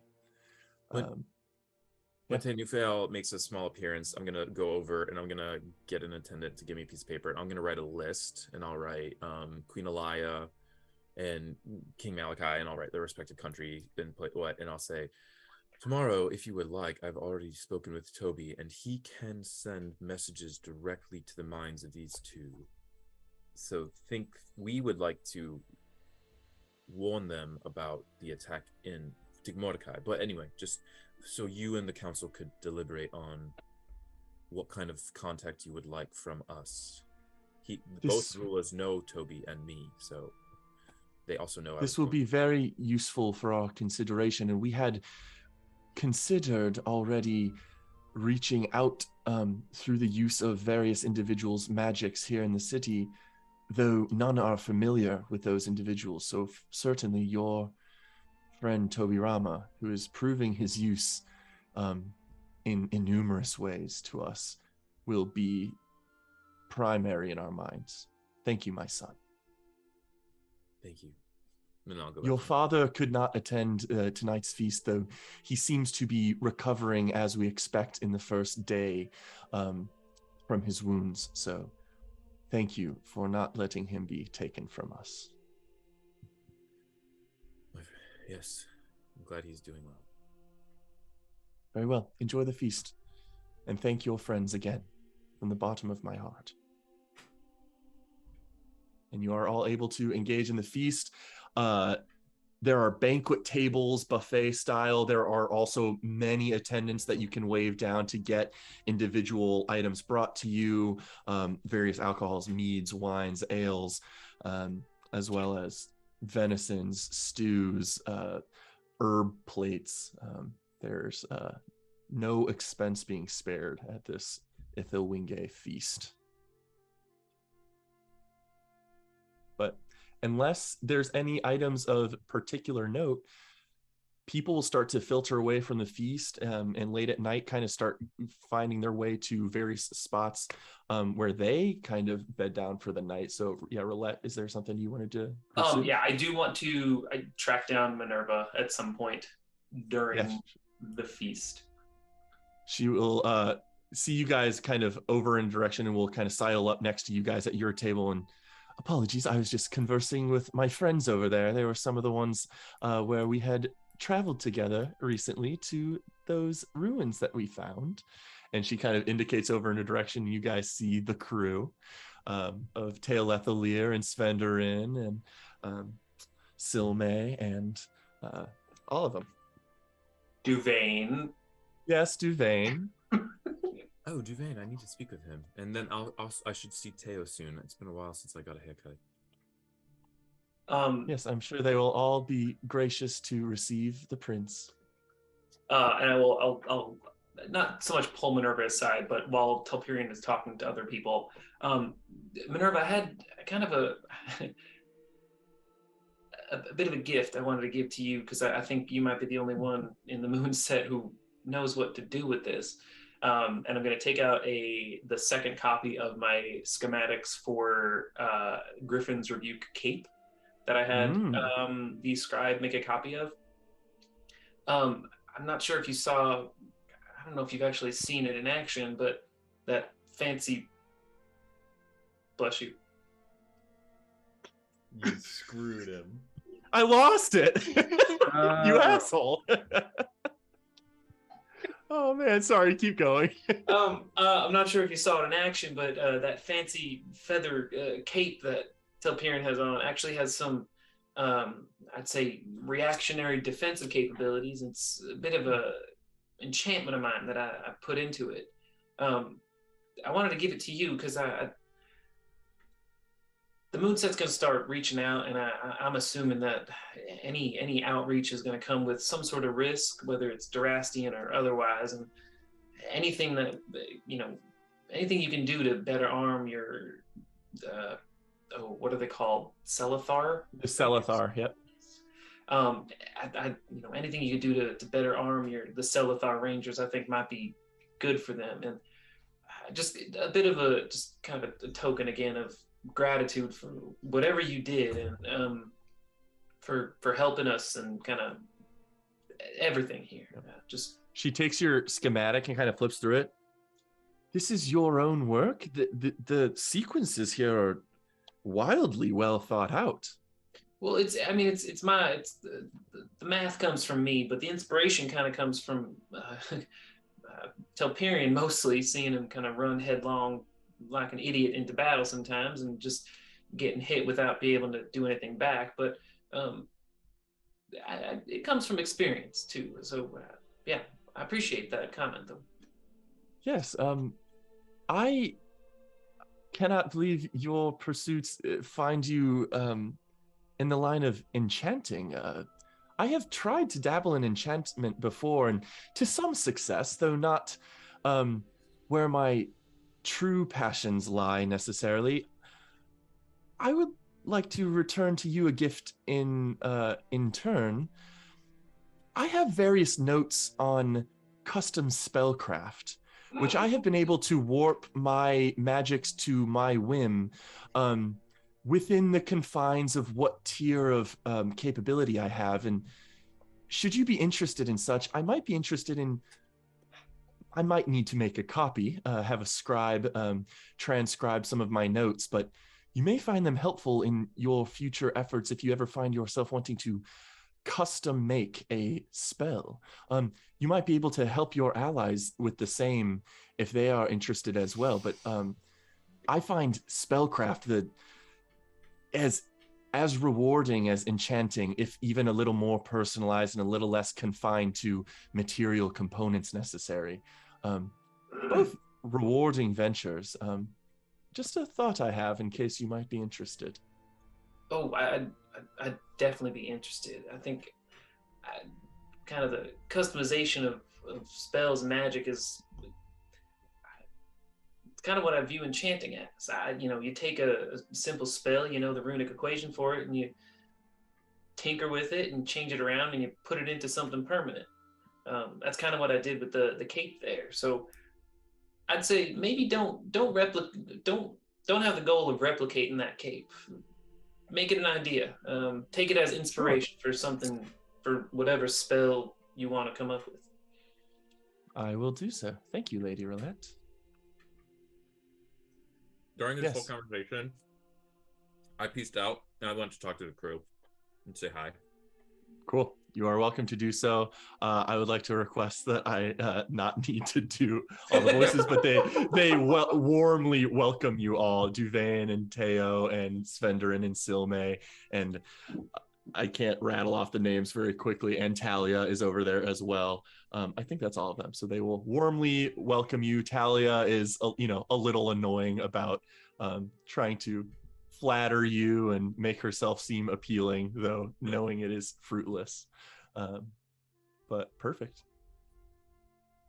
Is there anything anyone else wants to do as the night the feast begins to wind down, and you are all free to have the rest of the night go however you want? Just something, whoever would have noticed it throughout the day, Toby's been in a notebook scribbling away, kind of all this talk of messages. He's been scribbling down messages, and then towards the end of the night, he's still just at his book, but hasn't been writing for a while. Okay.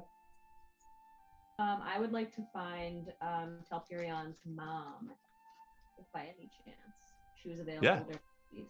Yeah, you catch her out of the corner of your eye, in and out of this feast periodically, very sporadically, but yeah, you can track her down when you see her. And as you approach, she pauses a conversation she's having with some diplomat and gives you the full attention. Yes, Lady Rome. I hope the feast finds you well. And how do you pronounce her name again? Tinufeel. Tinufeel, okay.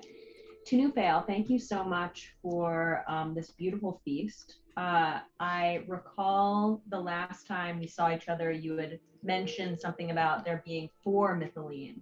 And I was wondering if you could provide me with any information about the people of which I belong. Of course. Forgive me, I supposed that upon delivery of that information, you may have known more than I. I had to do some extensive research, not in tome, but rather in memory, as the Aranil of the Mooncrest elves can access more cleanly the past rulers and Aranil's livelihoods and memories. And it is only within a deep trance that I was able to pull from that a memory, aided by the tapestry that you all displayed to me in your arrival, of 4 Fey ancestry elemental beings, one of earth, one of air, one of fire, and one of water, that were rumored, at least in the tales of our ancestry, to have been carved from the very essence, the elemental essences of the Feywild by the preserver of the firstborn, Corellin Lorethian himself, our primary god of the Seldrin pantheon. If you are in fact related to or of the Mythaline, my understanding is that you, as a spirit, hold a lifespan and timeline which I cannot even begin to comprehend, even in the long lives of elven individuals. And it is my true honor to welcome you here into our city. I very much feel welcomed. Do you know, do you know of the other three Mythaline, the water, fire, and air? Do they walk the earth at this moment? Are you aware of that? I fear I cannot say. I have never encountered someone as you in the past. Perhaps there are those that walk, or according to Telperian's description of your first meeting, perhaps they are contained within vessels of their own, or walk amidst different planes that call them to a higher purpose, if that is what you find yourself called to as well. I am certainly interested in looking into further information if it is of benefit to you, but I fear I don't have more details of the other Mythaline that may still exist to this day. Do you know of whom I could speak to, who perhaps has a far-reaching memory than you do? The oldest of the Ithilwinge in this current moment is nearing his 1000th year. His name is Chiron Allspring, and is an individual that holds no audiences anymore. I mentioned him recently in the hall meeting this very day, as he was the most recent Crescent Knight that my son Telperian studies the forms of, who held some form of grand power. He perhaps has a more decorated history of militarism and venturing outside of our forests than most do in the last 1000 years. Perhaps his wizened form and his enhanced connection with the Fae and the plane of fairies' ancestry could prove beneficial. And although he does not eagerly take audiences anymore as he seeks to trance into etherealness as his life comes to a close soon, perhaps a Mythaline, aided by my son, a burgeoning Crescent Knight, perhaps that duo of beings might prove adequate to compel him to hold one final audience. If that is something that may interest you, I can certainly put together accommodations for travel southward to House Tiarlin. I think, if anything, to be able to speak to a being who is almost 1,000 years old would be beneficial, even if this person did not know of my people. Very well. Well, I shall see to it and make arrangements how I can. You need only but provide me or some of the Selethar, or even my son, to make aware of attendance of your plans. Should you find interest in that within the next couple days, we can certainly arrange something like that. I will let you know. Very well. Thank you for your company, Lady Rome. Thank you.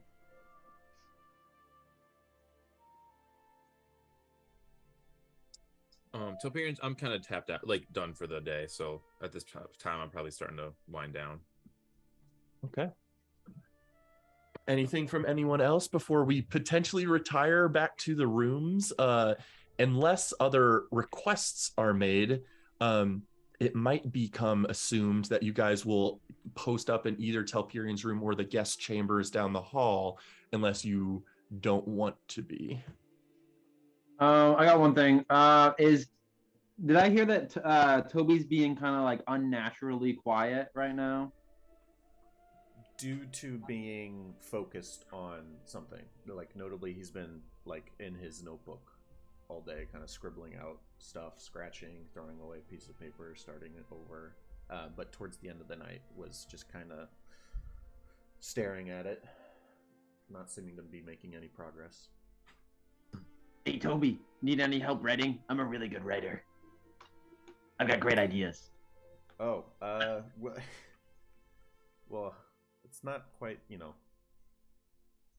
performative or creative in any nature. I just lots of talk today about getting messages out to people, so I've been kind of drafting ones like to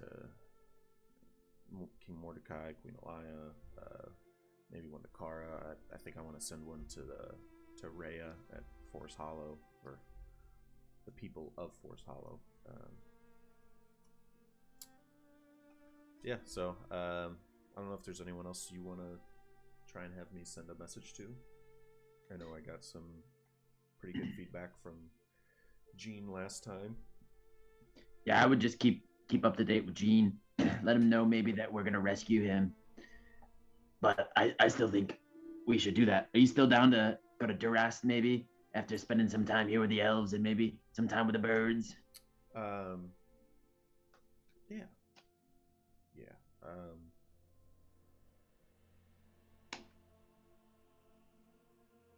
No, I think there's a lot to be sought out there. A lot of loose threads. I think we've got some stuff we can kind of easily tie up in the near future. Like, sounds like we're going to try and go to Kilodin and maybe have Cork take us to Cortal and just kind of finish up some things. But after that, I mean, I haven't been home in a long time. You haven't been, it sounds like, where you first came to this plane in a long time. But that's going to be a heck of an adventure, though. I don't know how tightly kept Durest is, or if their attention's more focused elsewhere, if it'll be easy to get in, or if, I don't know. So wait, so home. Describe home. Do you have like a house in Durest or like? No, there's a lot to do in Daynor specifically, but I'm from Cliffshade. Well, that's where I grew up. It's settled right up close to the mountains. It's kind of where I. Oh, you know what? I'm going to do this. I didn't need to do that. Let's do... Here we go. Just a little helpful, hopefully. A little zoom into Eridon. So notably Daynor, the capital of Durast, but Toby's home is over here in Cliffshade. But yeah, that's where my mom and dad were last I checked in with them. Yeah, it's high time I pay them a visit. Oh, that's like on the way to Durast then, or Daynor. It seems to be, and thinking about the way things are laid out, maybe if we're going down through the Emrin and then to the side to Corital, maybe we try and go to Auroras and inform people there. I'm sure they know that there's war going on, but I don't know if we have plans there. Maybe stop by, I don't know how out of the way Rolette's hometown was, but I think it's on the way too, yeah, according to this map that you're showing me. 'cause I think we're doing like kind of maybe Yeah, feel free to make markups on this guy too. maybe something along these lines. Ooh, rescue Jean and then bring Jean to Rolette's house. That's a good idea. Maybe Jean could help at Rolette's. We could get him a new job working at Rolette's family's place. Oh, but I don't know if we'll have time to stop by the Elven ruins and see the people of Force Hollow. Maybe I'll just have to get by with a message or several. Yeah, I might want to ask Roulette though about if she knows of any mountain passes, because I imagine the Tri-Post is really contentious right now. Yeah, and also, Jiri, just in the back of your mind as you're having this conversation with Toby Rama, you just hear the familiar voice say, "Good work. It seems he is on board. Just need to compel the others into journeying north as well, so we can find who did this to us." Sure, Dad, will do. And as always, I feel like I mentioned this before, but I haven't in a while. Like Jiri, in his mind, he sees like his dad, like speaking to him, this great djinn with 4 arms and a big crown and a puffy white beard. And I'm gonna say to Toby, Toby, my dad's on board too. He thinks we should go to Durast as well. Yeah, there's a lot to learn, a lot to find out, and as you know, you finally get Toby to kind of into conversation. You'll see him put his notebook away, and you might catch him writing down, "Hey, Mom, it's Toby," and then nothing else. Just been kind of dwelling on that for a long time. Are you like hiding it from me, or can like Jiri Not like intentionally. Yeah. Hey, so do you need help writing to your mom? I'm also looking for my mom too. Yeah, I just don't know what to say. It's been a long time since I let him know I was doing okay, and just popping in their minds and saying, "Hey, what's up?" doesn't. I don't know. I feel like they're deserving of something more respectful than that. I got a good idea. We should ask Rolette's mom, what do moms like in letters? Then you can have some good advice from a mom. I sent a letter to Millie, and hopefully she'll get back to me for like what's the best gift to get a mom. But maybe we can get something good for her. When's the last time you saw your mom? 7. Honestly, getting a little close to 8 years. And does mom have a name?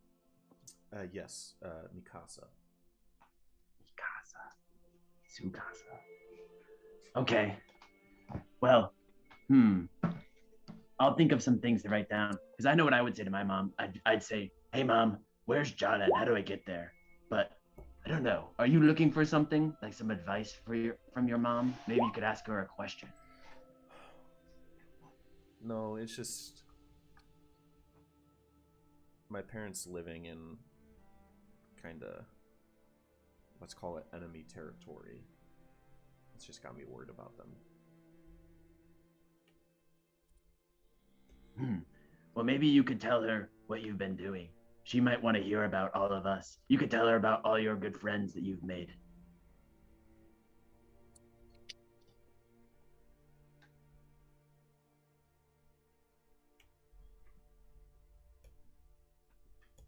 Bedtime?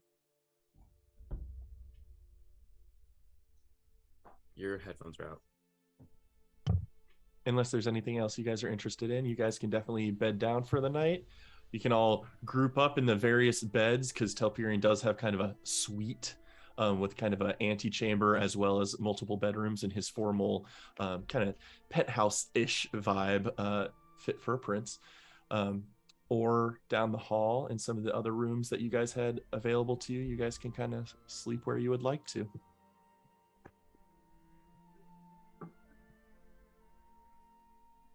Anything anyone wants to do as they bed down for the night? Before what I imagine will likely be a day of bartering, shopping, purchasing, reaching out with spells, doing whatever you guys want to do. If not, you are all welcome to fall asleep. Telperion, I do need you to make a wisdom saving throw. I was wondering if this is gonna happen. I can't make my dude bigger. I know it's not relevant now, but A personal problem. Oh, that's weird. I do have Telperion a new avatar Loonsong thing. save. Okay. All right, Yeah, you wisdom saving should be throw. able to now. I'm really scared to do this. All right. Oh, 13. 13. You enter your trance, guide your thoughts where you would like to guide them. And over the course of the night, you feel that same sensation creeping up, the almost muting of colors, the oncoming shadow from behind you. And you can choose to look further at it or keep your mind focused on where you want to. I'm keeping it focused. I'm not looking at it tonight.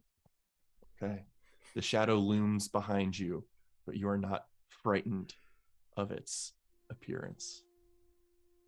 And your trance completes successfully. And you all get your long rest fully and officially.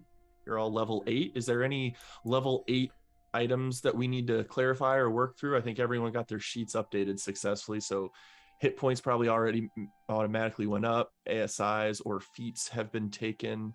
I think everyone's squared away, but let me know if there's anything you guys need to work through. Yes, I need to swap potent spell casting. Ooh. Go for it. I'm also realizing I can't adjust the size probably because I'm a player, whereas when I was a DM, I was doing it all the time. Can you guys adjust the size of your things? I cannot.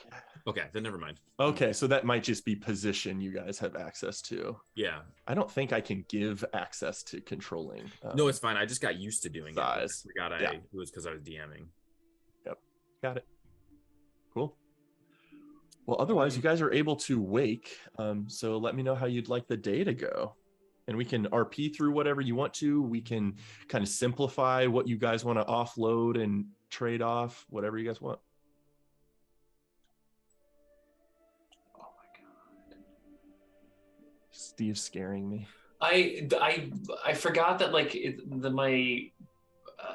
nothing. I was like, why can I still prepare more spells? And I was like, oh, because I got more spells that I'm allowed to prepare now. So I just kept clicking and I just kept going up.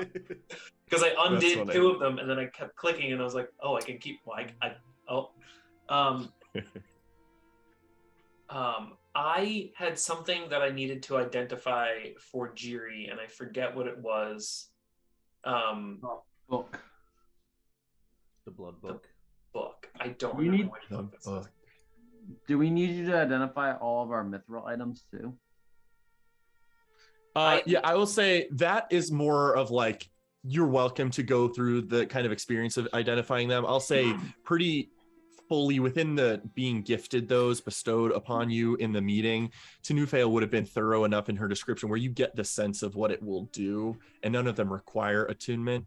So you don't necessarily need to have those identified unless you would like to glean more information about them. But you guys can just add those to your inventory, and you probably have functionally enough knowledge about what they do due to their descriptions. So yeah, then just the book. I ask you before bed to open up the jewelry box, Roulette, if you Yes. can. I don't even remember what jewelry box this is. This is the jewelry box that we took out from the under the throne. No, wait, I'm wrong. Yeah, from under the it was under the throne in Kaer Methrin. And I did check, and I remember the exact circumstances because I watched the video. You were busy, but me and Jiri were bothering you, and you gave your lockpicks to Jiri, and he decided not to try. Oh yeah. I forget what I was doing. Okay, I will take a look at this box, I'll do detect magic first, just to see if there's anything magical about the box. There does not appear to be anything magical about the box, just beautifully carved from ivory. The box itself probably worth a valuable amount of gold. And it's definitely heavy enough, and you can hear the rattle from within of what appears to be very valuable contents. I will check to see if it is booby-trapped in any way, shape, or form.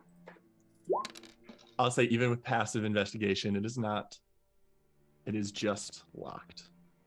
And then I will take my lockpicks and I will attempt to safely jimmy it open. Go ahead and make a. I forget what this is generally done with. Just sleight of hand, I think, right? Yeah, sleight of hand. Yeah. With proficiency for thieves' tools, right? Yes. It's Dex plus proficiency, which is my sleight of hand. Which is yeah. Yes. I'm tapping you on the shoulder. Okay. Little buff from Toby. Oh. 12. Surprisingly, it does not quite give. Your instrument does make it inside, but you can't quite find the tumblers to click it open. Wait, no. +4. Above 15 will do it. You do find the tumbler finally and give it a little bit of pressure, and it does unlatch. The ivory box opens, and you see a shit ton of silver, gold, and a tiny bit of platinum, as well as some pink canary earrings, an emerald necklace that's set into a rose gold chain, and a small purple velvet pouch with a few diamonds in it of varying sizes. Tell me.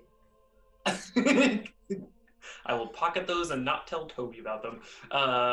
I will immediately give Toby the diamonds in the small little velvet pouch. Okay. Yeah. Toby, you gain 4 diamonds of varying worth. I can either text you after what each of their worth is, or you could have them appraised by a jeweler, but some of them are quite valuable. Talk to a jeweler tomorrow. Cool. But lots of coin, a couple of beautiful jewelry items. We count it up. Yeah, you can spend some time as a collective counting it up. And I have in my notes, I hope this aligns with something I may have said in a previous video, if I have, but the box itself is worth, Telperion, you would estimate 50 gold-ish, but maybe more to an elven buyer, because bartering holds better value here than just coin trade. As well as 1,800 silver, 4,500 gold, and 32 platinum. Jeez.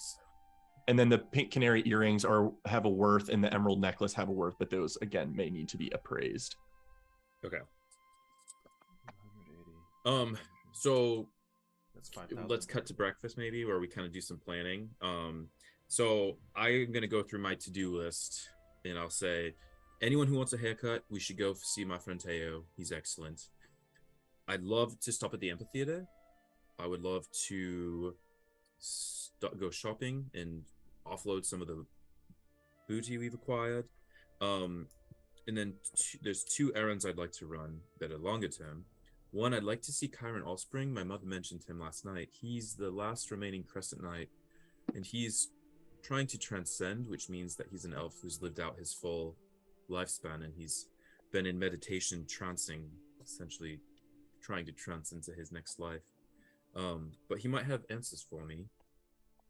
And then finally, we need to discuss Kilo Dean, how and when we'll visit. I also am curious if you would like me to ask that Erinil for quarters here, more permanent than these. Would you like me to ask her for like a homestead with like potentials for a garden? That's something we could inquire. And then also, I think as a group, we need to decide our next move, whether it's Durast or Bellidonia. I will also say, as this conversation is being proposed, and you guys can further this conversation, Roulette, as you were getting ready in the morning and slipping your kind of classic gloves on, that mark does not appear to be a bruise anymore, but what appears to be some version of a tangible several dermis layer deep tattoo brand. And it does not feel painful like it has the past couple nights, but it is tender. And you can just, as when you flex your fist, you can just feel a sensation to it. And it's just on the back of my hand. It is just on the back of your hand, like as if you had like I don't remember what the kind of Indian tattoos kind of are, where they kind of like maybe for marriage ceremonies kind of like tattoo the back of your hand and all around.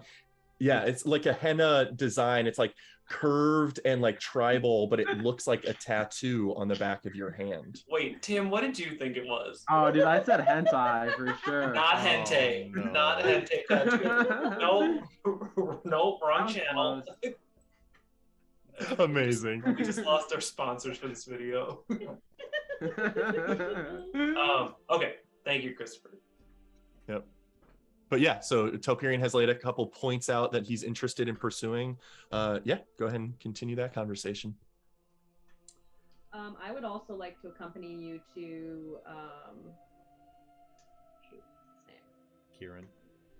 Yes, I would like to go with you when you go there. So we should let whoever know. I believe it was your mother needed to know to coordinate that effort. And I'd also like to visit the gardens here, because perhaps my skills would be of use there.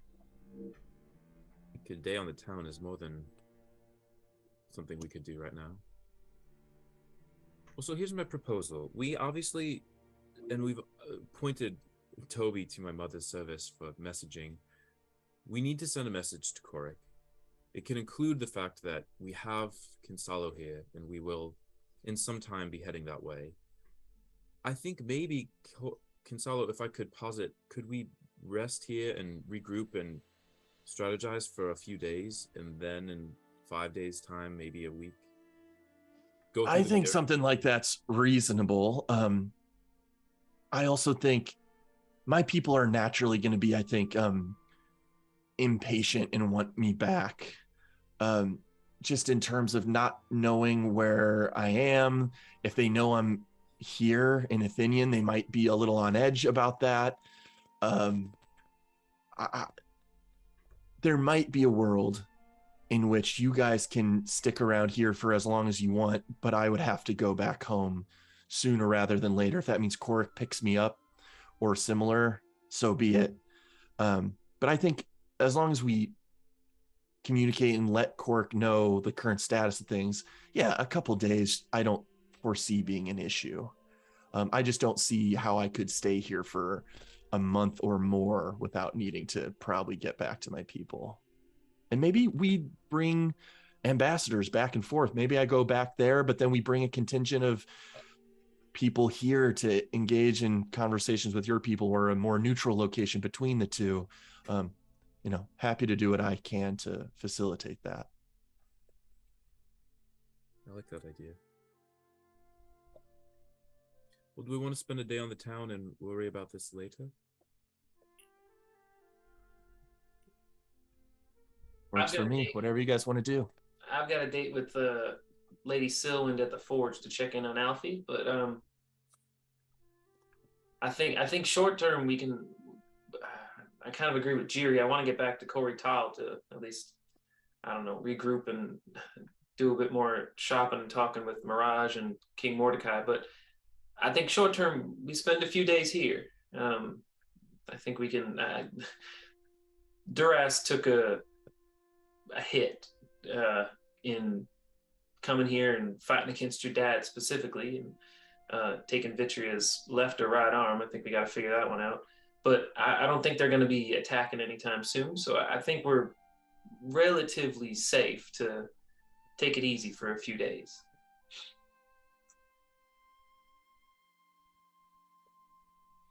All right. Should we? Okay.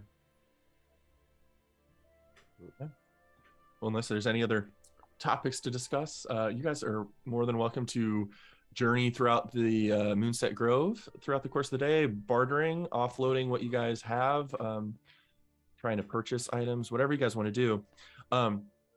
Was Roulette planning on identifying the tome before you guys did stuff, or is there other things you want to do first? Yeah, I would have It was done it just in the brought morning. up. I literally forget what book this is, though.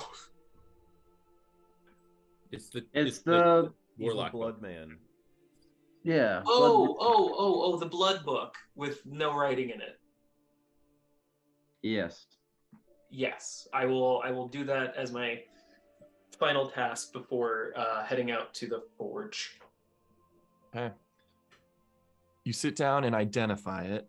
Oh God. Although the pages are fully blank, as you identify it, you can almost see the echo. You can't read it, but you can feel the echo of what was once written into this book. And you suspect that it was written in blood. So someone must have cut themselves, dabbed a quill of some sort, and written in blood using it as ink into this tome, and the tome absorbed it. And you can see that should you look carefully and spend some time investigating it, you could look into seeing the kind of small, barely noticeable indents in many of the pages. They don't hold ink or blood, but you could see where a quill tip might have scratched into the pages. You could decipher what types of text might have been written into this thing, as well as you get the sense that responses also appeared in the book free of without inscription. In terms of like a quill was not creating indentations on a page, but rather inky words likely. So having done this identification, you can look at or add the Pact Maker's tome to your inventory or whoever's inventory it's going to currently sit. It gives you the functionality of blood magic capabilities, but there are very specific and rather confining requirements for attuning to this item, which you quickly suspect might be difficult for any of you to achieve. Am I allowed to read it if I add it, or no? You have identified it, so you are more than welcome to read it. You know its capabilities, but you know it must be attuned by a wizard of some kind or a Pact of the Tome warlock.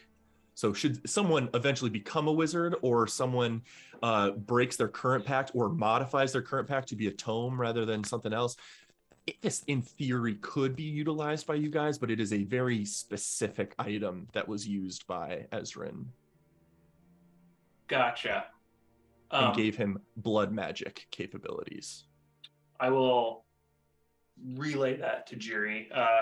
Jiri, I don't think this is going to be something any of us can use. I think this was Ezrin's book, and he was a wizard of sorts, and this is an ugly thing. Okay, that's fine. It probably seems like it's for nerds anyways because it's got no words on it. It's a weird. I'd call it a puzzle book, and I'll hold on to it if you don't mind, and I'll see if I can puzzle out a bit more of whatever Ezra was writing in here. Okay, sounds good. Cool.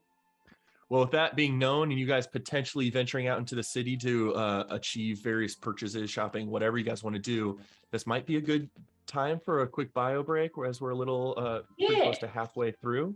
And then second half, we can tackle what you guys want to do with your next day or days or whatever's next. Pact Maker's Tome. Pact Maker's Tome. Beautiful. Thank you. Cool. Sweet. You guys want to take a few minute break and meet back here soon? Perfect.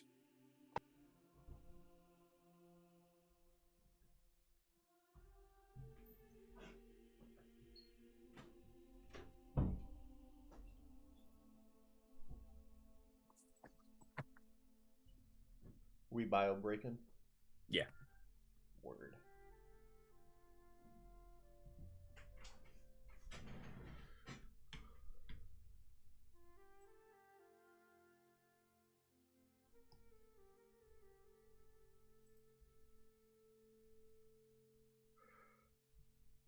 Tethervine.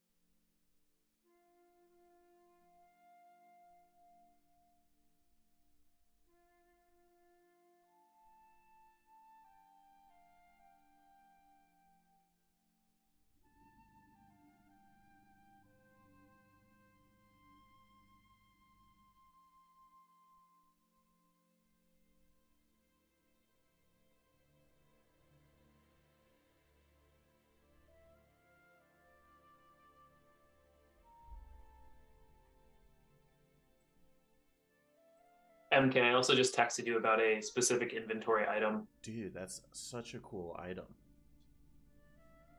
Yeah, it's very cool. I didn't even know we had that. We picked it up like in the bramble vine thing or somewhere. I don't even remember. It's yours. Have fun. Lit. I'm going to remove it so that I don't have it anymore. Delete.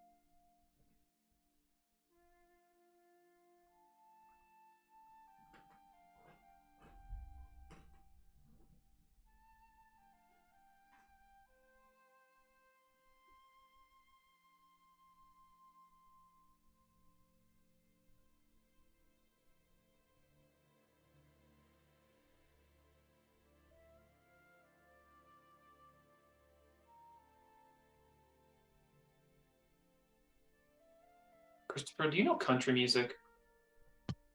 I try not to, but through osmosis, I know some basics. Country singer Travis. Oh, are you looking for like who would it be? Travis last Doing a name or something? crossword. I don't know. It might be a first name, might be a last name.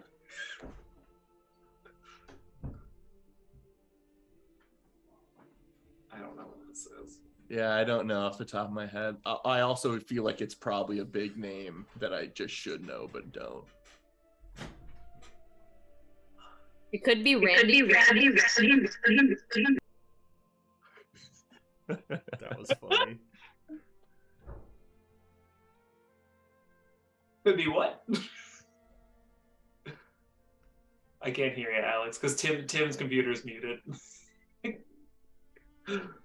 I clicked on mute. I don't know. It's all fucked up. It could be Travis Tritt or it could be Randy Travis. What was the first option? Travis Tritt. It's Tritt. That's it. Thank you. You're welcome.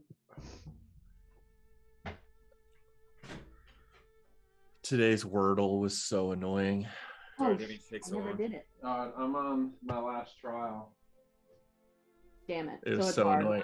I got it, but I don't think this gives too much information away. But it's just one of those ones where like a couple words could work, and it's just frustrating when I had them all narrowed down except for one letter, and so I'm like, fuck, now I have to try 3 different variations. Yeah. And then I it's got just like lucky, a guessing but- game. Yeah. Or you could just do one word that has all 3 of those letters.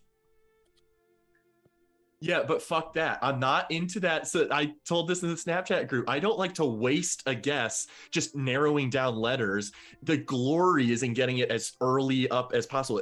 If you can get it in, you will never get it in 1 or 2 guesses unless you're absurdly lucky. But getting it in 3 or 4 is like where the pride comes in, because it's like, oh, I actually narrowed it down and got it. So I will never waste guess 4 and 5 just to narrow down letters so I get it in 6. I do not subscribe to that strategy. We got some gold to divvy up. Yeah, Toby Rama just put a thing in the chat. Oh.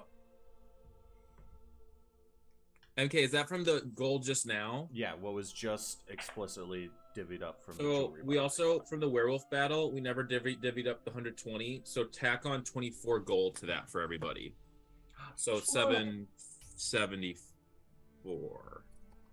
Well, also, you did say for the 6 of us, I'm including Gonzalo does not need the gold. He appreciates the bracers that he's been gifted. He's got family money back home. You guys can do this within the party. He So comes do you have from to money. do you have to recalculate that then? It would become 360 silver My pieces 24 was divided by 5, so that wasn't Consalo. and 6. In general, this is like high level. I'll always rationalize a way for you guys can keep that in the party and not need to worry about like a NPC party member. Okay, I'm adding in the 24. Okay. So is that the amount of gold and whatever that we should each add to our inventories, or is this Yes. like Yes. okay? Can we go to like a money lender and get more of it in platinum so that we are not like as heavy? You are Okay. more than welcome to go to like a Mooncrest bank.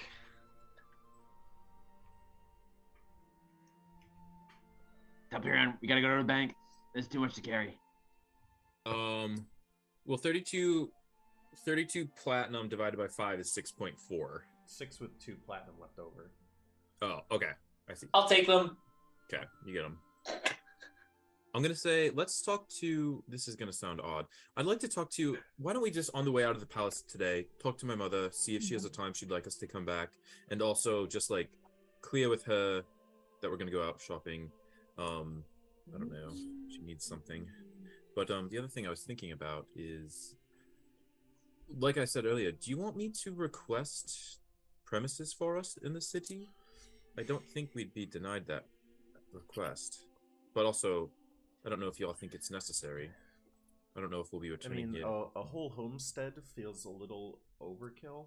I mean, I'd hate to be putting money aside for upkeep if we only come back once every, I don't know, 3 months since you've been gone, year, if I don't know, but maybe if we could just like each get our own room, maybe within the palace.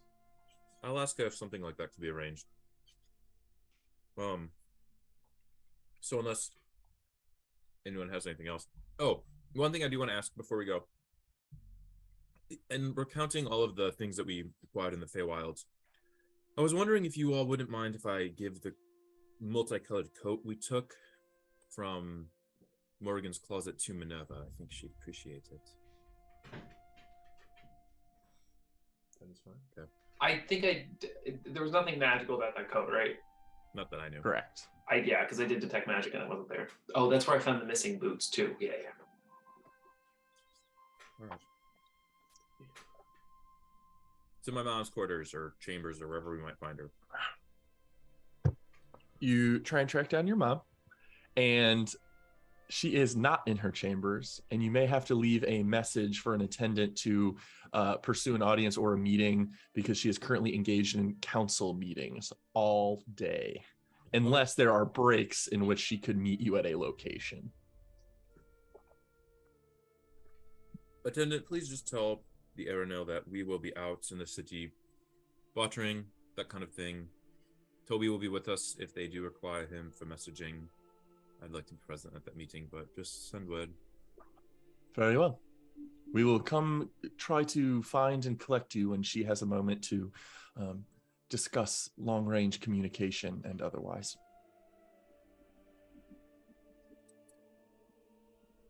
Perfect.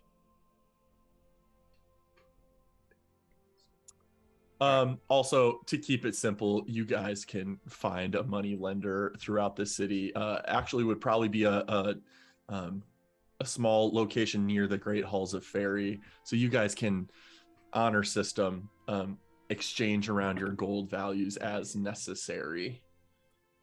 Everyone should also add 69 copper. Nice. I'll add 70. Or Jerry, you want to tip yourself? Take that 70th, that extra piece of copper. 69 is too good of a number to type in. Let's. Yeah. Is there a way to? Oh, I wish there was a way to just click convert in.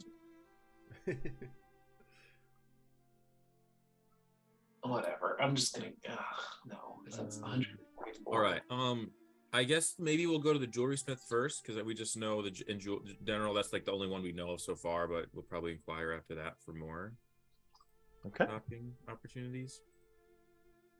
Deal. Yeah. Let me see if I have anything specific for that. Yep. Okay. Perfect. You are able to track down the kind of setup stall of Emmerich Casimir Diarmid IV, the one who is delighted to see Jerry return, claiming the rings will be completed and ready for pickup this evening. He also has various wares, beautiful, pristine precious metals of stone, or precious metals and gemstones set into each other, available for custom setting. He does indeed also have a few magic items.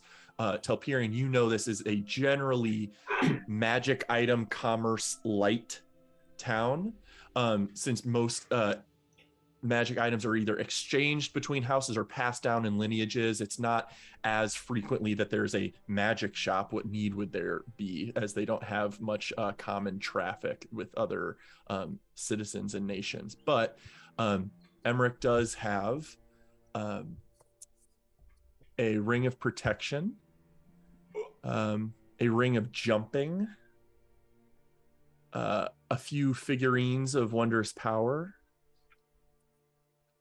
a necklace of adaptation, and I think that might be it for his inventory of magic items. But other stalls and other locations may have additional things. Yes, Roulette. What figurines are present? And I'm going to ask him about the necklace of adaptation that he is presenting to us. Sure. Let me pull up. Oh, damn it. I need to pull up that. Roulette, can you get ready the tome and remind me how many, like... Oh, Come of the Dragon's Statues. Word and the statues that we have to give to your mom? Yeah. Are we selling them or are we like donating them? That's what I don't know, and I wanted I to think talk to her first, but... because I we're want to ask her. donating. Well, you don't have to. Okay, so the I like- necklace of adaptation is a beautiful golden necklace cuff that kind of, it's almost like a choker, but it doesn't wrap all the way around. It kind of clamps onto the back of your neck and then comes to 2 points here where there are bits and beads of gemstones dangling from each side of them. It's an uncommon item that requires attunement, and when you're wearing it, you can breathe normally in any environment, including underwater. You have advantage on saving throws against harmless gas or harmful gases and vapors like cloud kill, stinking cloud, poisonous breaths. And yeah, the figurines, he has 2 small bronze griffins, a horse, like a war horse that looks like it's made from obsidian, and 2 serpentine, made from like a serpentine jade stone, deer. 2 serpentine deer? What's a serpentine deer? Serpentine is a stone. It's a green stone like jade. Oh, I did not know that. I thought it was like a deer I snake. thought it was a like, deer that's snake. kinda cool. Me too. Does he have any deer snake? Mm. All right. Snake. The esteemed Emmerich. What were some of the prices around some of those? What's the value on these items? I know that we bought it here, but I'm just curious. Necklace of adaptation, 600. Each bronze griffin is a pretty penny at 4,000. The serpentine deer are 2,000 each, and all of those can be, when activated, they have a duration where they become a creature and can serve as an ally or a mount, as well as they can, through the attunement means, telepathically communicate with their owner. And the obsidian steed is noticeably more expensive, as it has beautiful red rubies fixed into its eyes, and it can become a magical nightmare creature, an enhanced dark fey warhorse. What about this clever ring here, the protection one? Ring of protection. And jumping while we're at it.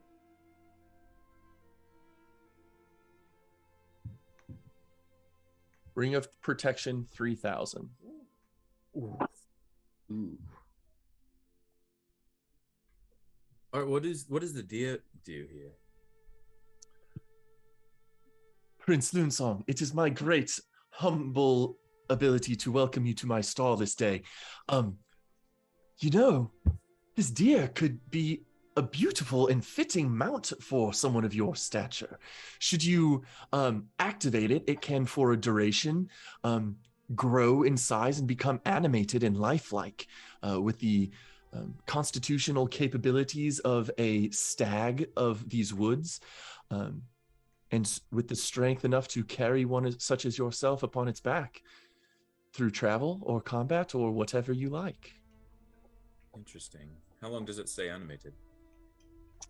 I believe this one is a duration of 4 hours per day. I've done all right on my own feet here. This ring of protection is rather interesting. I don't know that I'm ready to spend any coin on it now, but you're amenable to trades too, I assume? Yes, of course. If you have oddities with which to barter, I will certainly entertain those, and perhaps that might behoove you over the trade of coin. party, was anyone else interested in any of these items? I mean, definitely. I mean, they're all super useful and valuable.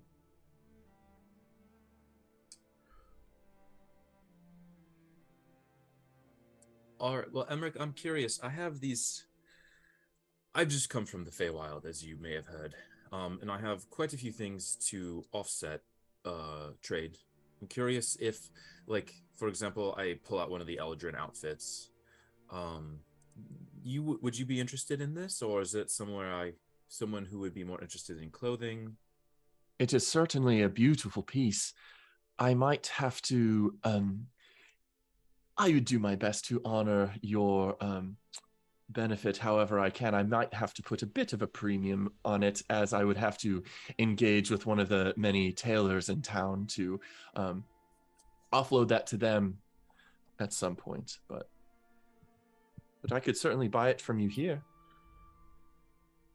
Okay. Well, maybe I would potentially trade some of these in exchange to bring down the price of one of the other items. But maybe we'll check out the tailors ourselves and see if they don't have anything interesting to us. Very well. Hang on to that ring of protection for me, though. I'm curious about it. I will do so, Prince. And just to keep things running smoothly, could we go to a tailor and see if they would have interest in either trading or purchasing some of these items off us? Absolutely. I will need to flip to a different screen really quickly. Yes, you see a beautiful woman Mooncrest elf, Inaveris, which I'll throw in chat real quick. Thank God I use a Racewell pen. Inaveris is a tailor that has multiple racks of coats and cloaks and tapestries and scarves available for purchase, all beautiful Ithilwinge styled pieces with various filigree and weaving patterns. And we'll simplify things by saying those clothes, for example, of the Eldrin, she would be willing to consider those a value of 60 gold per. Okay. Good to know. And then, Inavaris, do you have anything? We're an adventuring party here, so we really only usually require things that have magical innovations. Do you have anything of interest for us, clothing-wise? She will show you her goods, and in addition to beautiful clothes that you could kind of theater of the mind, describe to me if they are something you want to purchase for your character and the pattern that suits your mind. She also has boots of elven kind, which is very standard in this place. Most of all of the Selethar are equipped with boots of elven kind, one of the most permeating or ubiquitous magical items in this culture, as well as a cloak of elven kind, a cloak of protection. I think there was one more thing, and an acquisition from Nightfall Forge, specifically, not Mithril, though enhanced in its capability, Elven Chain, noticeably +1 chain shirt of Elven make and lighter than typical chainmail. What does that run? Or chain shirt. How much is that? I should have written all these costs next to the items. So I must consult my little cheat sheet here. For a rare tier gift such as this, it would be a pretty penny at 3,500.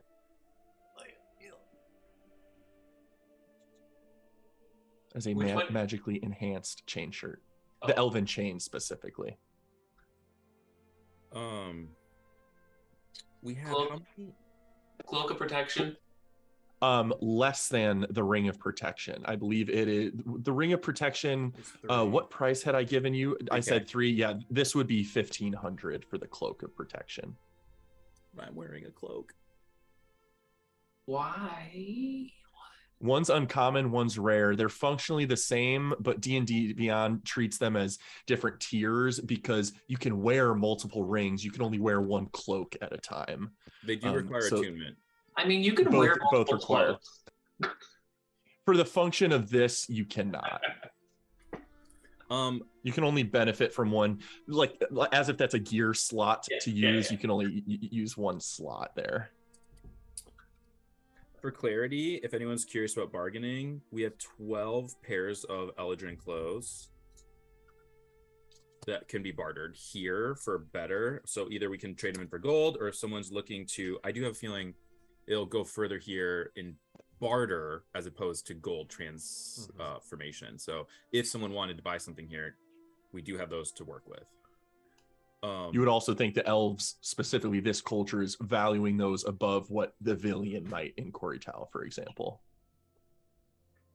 With I'd that, just be curious, like, what the, how much could we get for those clothes? Because they're from a different realm, and they're also, like, I would say, like, fairly rare, right? So I think it was 60 a piece. 60 a piece. 60 a piece, which is notably higher than their true value.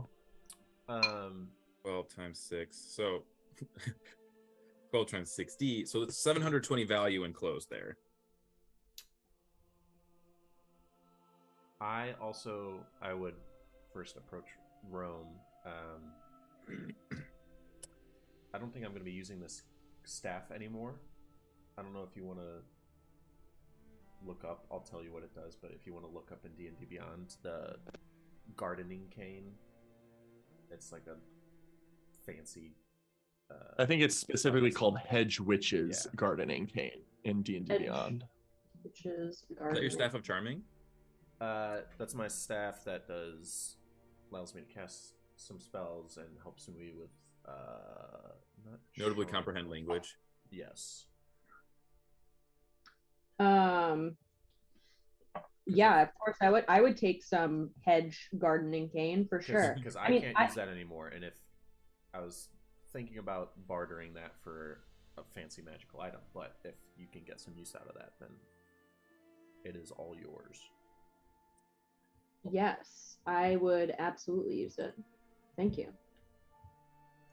It would be nice if we could like find someone. I know we can't necessarily do that here, but maybe along our travels, if we could find someone who might be able to enchant some of these items to like add to their value, as opposed to just like new things, I would definitely be interested in that as well, as we're like traveling from place to place.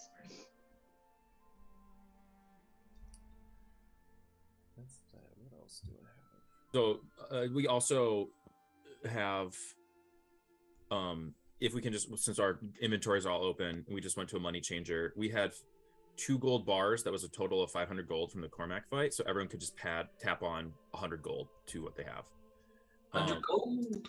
And then Telperion will say, like, so we want to just, and I'll just do it out of character so we don't have to get too slow. Do we want to just sell the 12 Eldrin clothes for about 720 gold value, or does anyone want an item here? I think we should do that and put up, maybe try and haggle them down a bit, but like 700 or 800 for the Cloak of Protection. I mean, I want it, but whoever it goes to in the party is the value. Yeah, I think that's a very good item to have. I know later on, out of character, I will mentally be able to handle juggling more magical items in my brain. So I'll definitely be able to take that later on as like an extra item. I think that's a very good thing to have. Because the Cloak of Protection was 1,500? 1,500. Yeah. Okay. Actually, Toby, I will, if you, because I was going to ask you about this, I may want to take away the infusion that I have on your armor soon. That's giving you +1, and this cloak could replace it. So I would gladly go in for this. That is marked in there. I was like, you can also take if you needed an infusion, you could take the ring storing ring back, one that I have from you. Oh, really? Oh. You can hold on to that for now. We'll chat about that later. I don't need it yet. Okay. But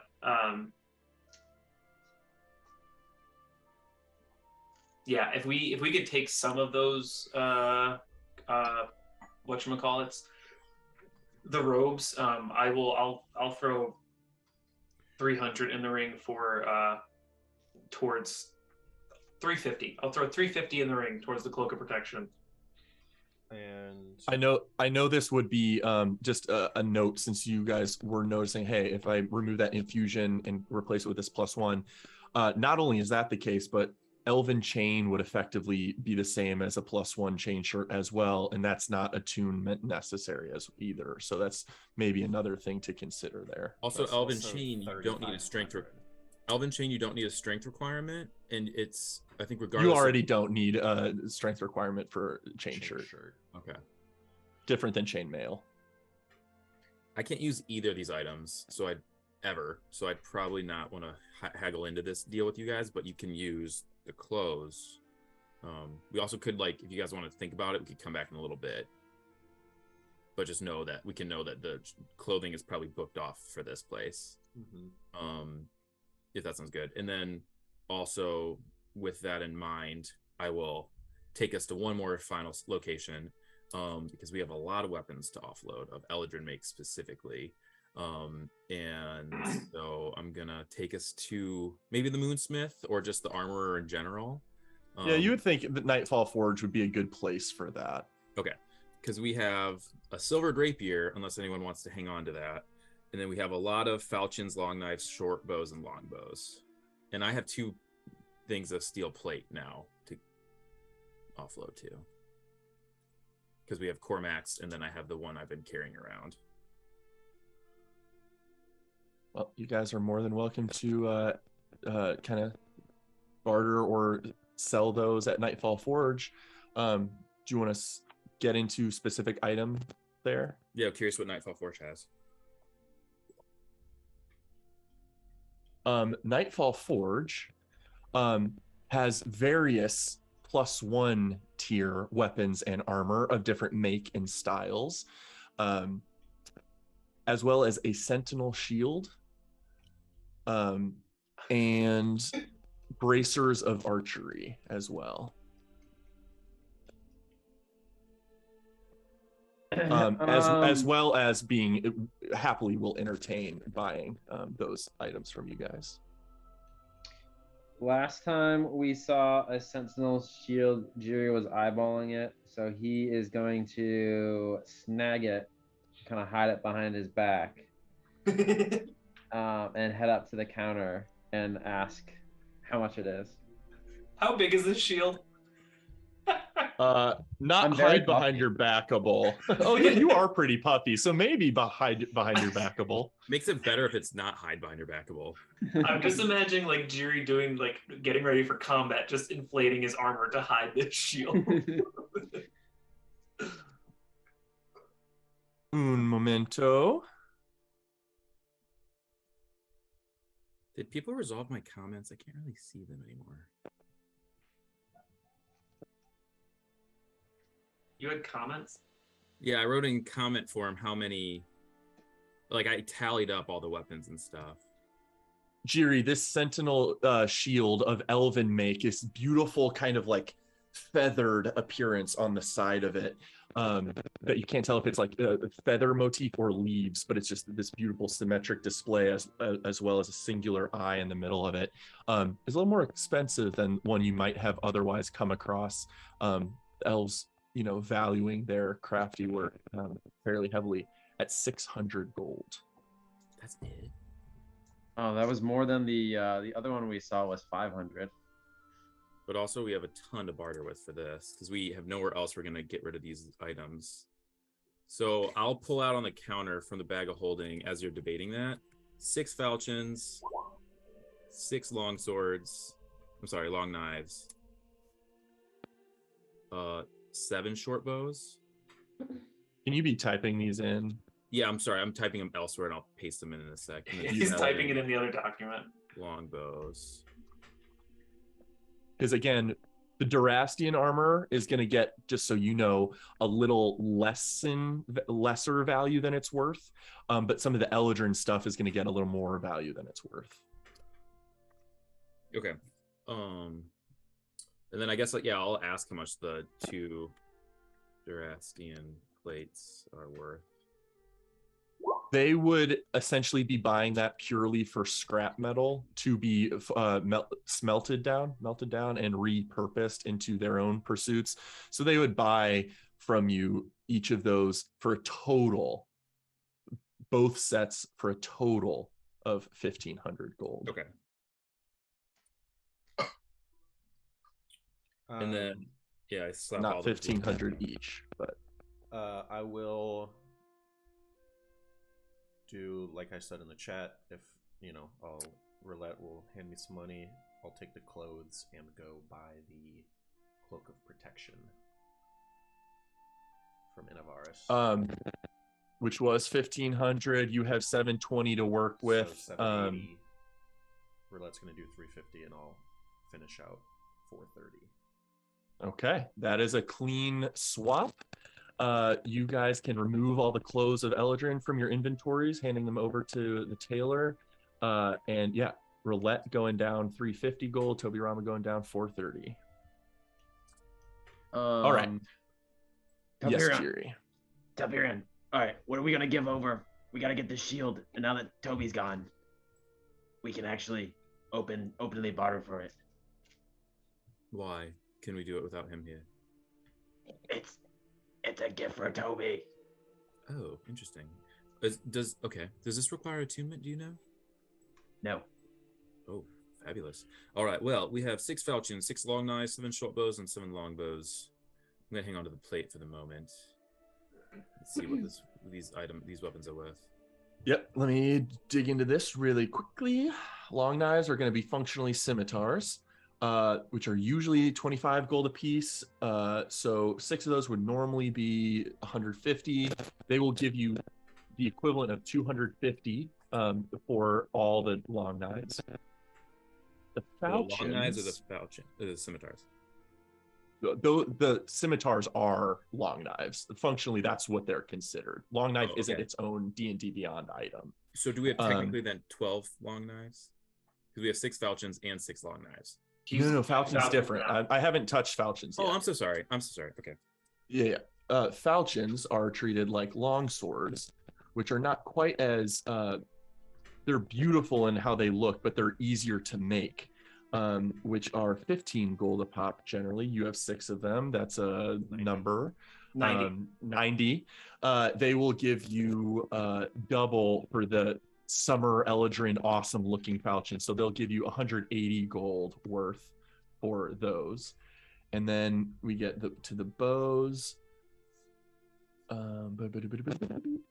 Longbows are expensive, man. That's a good value you got here. 350. They'll give you 450 total for the 7 longbows, and then short bows are less. You have 7 of those.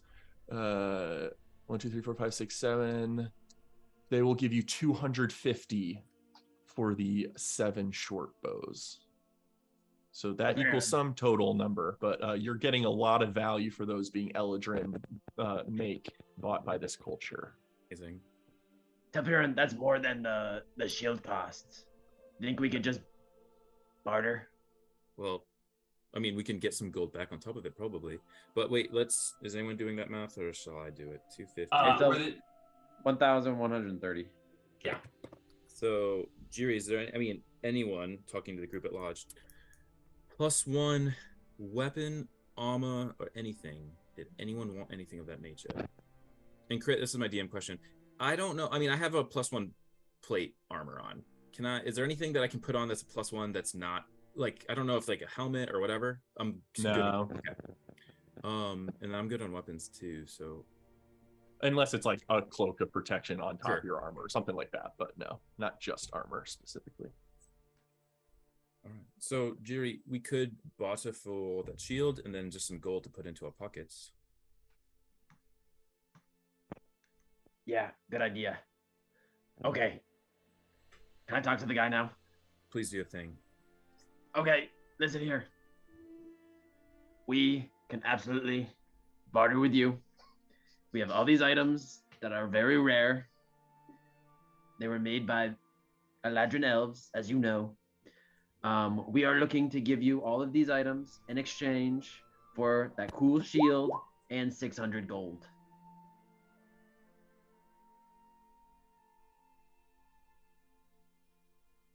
Go ahead and make a persuasion check. Crit, what's the value of a silvered Eldrin rapier? A rapier is a rather expensive to make item, and silvering something usually gives it an additional 100 gold value. So its true value is probably close to 125, and because it's Eldrin make, it might be worth even more than that. With the 21, icing on top. Oh, sorry. Go ahead. what's Icing on the top icing on top?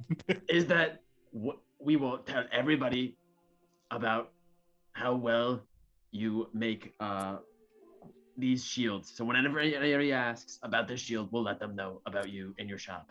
So we'll advertise for you a little bit as well. We're quite famous. I do suppose engaging in barter business with the new strangers that we have welcomed into our midst will bring nothing but good attention our way. All of those items for the shield and 600 gold, you have it. Yay! Thank you. And then I come in and I slap down the silver rapier, and I check with my party beforehand. Does anyone in the party think this is of keeping? I think magic items that we do are just as good as silvered. Okay, so then we'll tap that down and be like, and put some gold for this too then? I would be a buyer for this at perhaps 200 gold. Deal. Very well. So You guys are raking in the cash right now. So that's 800 gold divided by 5. We'll split that across the party.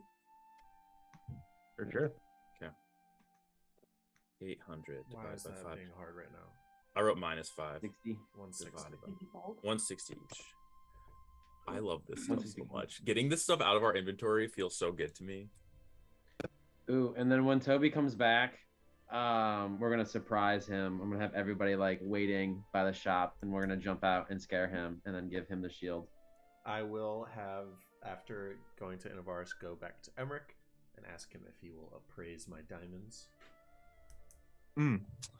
He will do so. There is a cost associated with appraisal. For appraising 4 gems, 5 gold. Done. Okay. For 5 gold, he tells you that those gemstones are worth. Sorry, gotta flip back to another screen. There's a 100 gold diamond, Okay. a 150 gold diamond, Okay. a 300 gold diamond, Okay. and a 500 gold diamond. Let's go. Let's go. And then I will ask him. Also of note, I'll just throw this in there too, in case it's of note. We don't even have to suggest that you were the one that had these. On the Karamethrine elves, there were also a quantity that you guys rolled for, and there were 16 assorted gemstones on their persons as well, and all of those are worth 25 gold each. So they're not all diamonds, but they're like various rubies, opals, emeralds, sapphires, diamonds, topaz, like assorted Would you gemstones. be willing to give me a number of how many diamonds? Yeah, go ahead and roll a single D8. We'll say that's the number of diamonds that were there. Unfortunately, there was only one 25 gold diamond. All the other were other precious gemstones. So 15, because I'm gonna hang on to that diamond. 15 times 25 is a number that you also have that amount of jewels with you if you're trying to offload them or whatever. So be it. I'm gonna kind of hang on to those other gems because I might barter with those for the Ring of Protection later. Deal. And then I will ask Emmerich if he has any readily made platinum, just simple bands. Without much. Yes, of adornments. course. Steve, how do you do this? He absolutely does have that for as little as, well, he has different qualities. He has a 2, a 3, and a 5 gold piece platinum ring. I was hoping for some more 50 gold value platinum rings. Oh, he can absolutely go to a more exquisite. It probably is not just the worth of the platinum itself, but it has a beautiful amethyst set into it and some beautiful filigree. But yeah, there's like probably a 75 gold worth platinum ring. An extra one. and I'll ask him, we're going to be here for a few more days. Any chance I could have, along with me purchasing this one, 2 more just 50 gold worth platinum bands made up? Absolutely, I can do that. And with the 250s combining to a 500, along with a kind of service fee, I'll say 120 gold will buy you that. Buy me that, and then I'll buy the 75. So Okay, so 195 total. I'll give him 200 gold all right now, and just ask that he let me know when they are ready. Of course. He will happily do so. And then I will return. Last bit of bartering I want to do, just to gauge something and not I want to ask Roulette. Roulette, do you mind, what are we doing with that diamond shard we found in Raga's hut? I was hoping maybe to say this fey shard of diamond could help buy a ring. I'm not doing anything with it. Can you fork that over for a bit? Let me see if I could get some value out of it. I don't have it in my bag. Okay, then I opened the bag to you, like I pulled it out of because we put that in the bag. So we have 15 small gems, 25 per from Kirmethrin. We have another 12 gems that are worth 250 total from outside Kirmethrin, and then we have this shard of diamonds. So I'm gonna put those all down in front of Emmerich. Be like, how much for the ring of protection if you had these? You want me to put that in the chat? Fascinating. Where did you find this shard? All Feywild and Feywild. This I took from an Archfey of Feywild. Archfey Light. I certainly would be eager even to appraise this for you for the standard appraisal price of 5 gold. 5 gold. He will take a small glass eyepiece and examine it for a couple minutes. This is unlike anything I have seen before. Maybe I won't get I think we could come to an arrangement. Why is it unlike anything? It is structurally of diamond, but more clear than most I have ever seen. What was the total value on the other gemstones you believe you have? 16 times 25. Where was that? Or sorry, 15 because 375. So 15, yeah, so 375 and then plus another 250. I don't so that's 625 for the little gems. 625 total? Yeah. Those gemstones from Eldrin Elves, as you suggest, are ripe for setting into my metals. And I might be interested in holding on to this shard myself, seeing what I can do with it.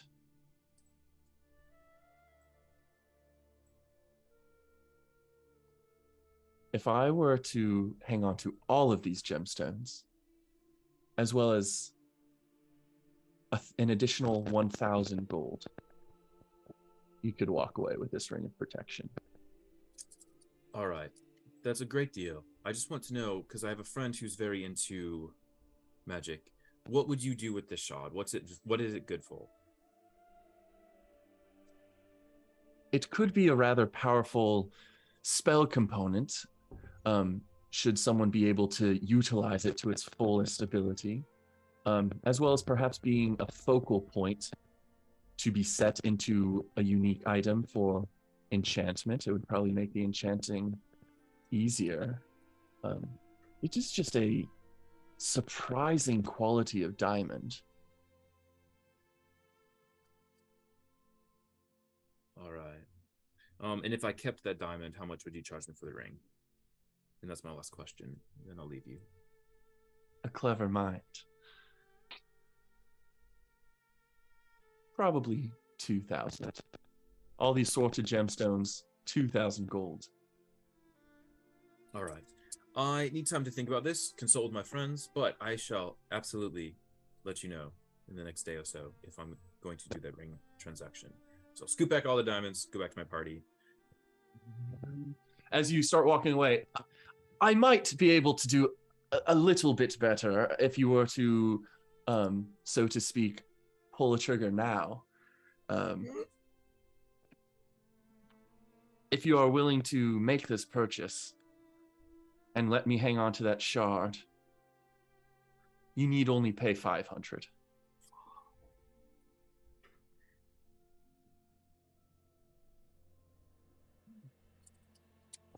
Is Roulette around? Yeah, she's around, right? Oh yeah, I'm wandering over to Lady Sylvan at this point, but like I'm there. Yeah. I burn a my detect thoughts, and I tell you in your mind, okay, I could sell this diamond shard, and I could get a really good value on this ring that I want to buy. But this diamond shard might be useful to you. It makes enchanting easier and potentially stronger.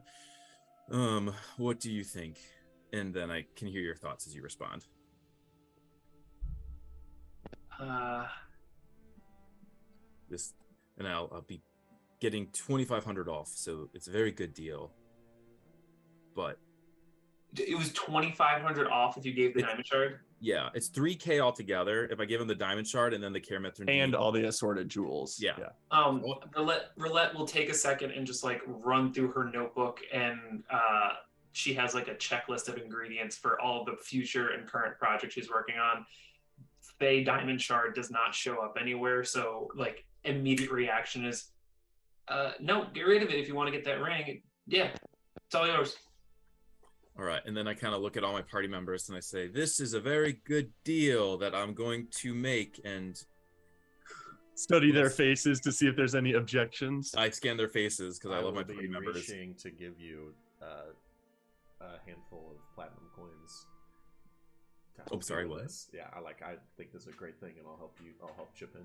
Oh, you don't have to chip in, but because I'm also taking a larger portion of the diamond. I mean, we'll make sure everything balances out in the end. But Jiri, Rome, are you okay with this? As I'm like slowly pushing the diamond towards the guy. And Emmerich is reaching out in slow-mo. I love it. Jiri is hiding and waiting to pounce on Toby. Yeah. Excellent. Okay. Deal. All assorted gemstones, those 15 and 12 gone. Diamond shard gone. 500. Please deduct that from your inventory, and you have just purchased a ring of protection. Dude, I tune it immediately. What does it look like? Does it look like? Yeah, I want to know. It's probably an elven variation on the standard ring of protection. So it looks like a kind of beautiful crest, sigil aegis, like a shield, but in a elven styled manner, and many gemstones kind of set into it in very small detail. Absolutely amazing. All right, I'm content. Does that put you back up to 20 AC? I'm at 20, baby. All right, and then Toby probably strolls along and into eyesight of Jiri, I imagine. I hop on top of you.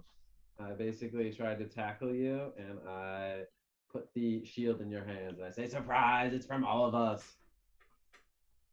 What? Oh, I enjoyed the imagery of us two with our negative strength modifiers wrestling. What is it? It's a cool shield with an eye on it, and you got really good eyes, so it's like perfect for you.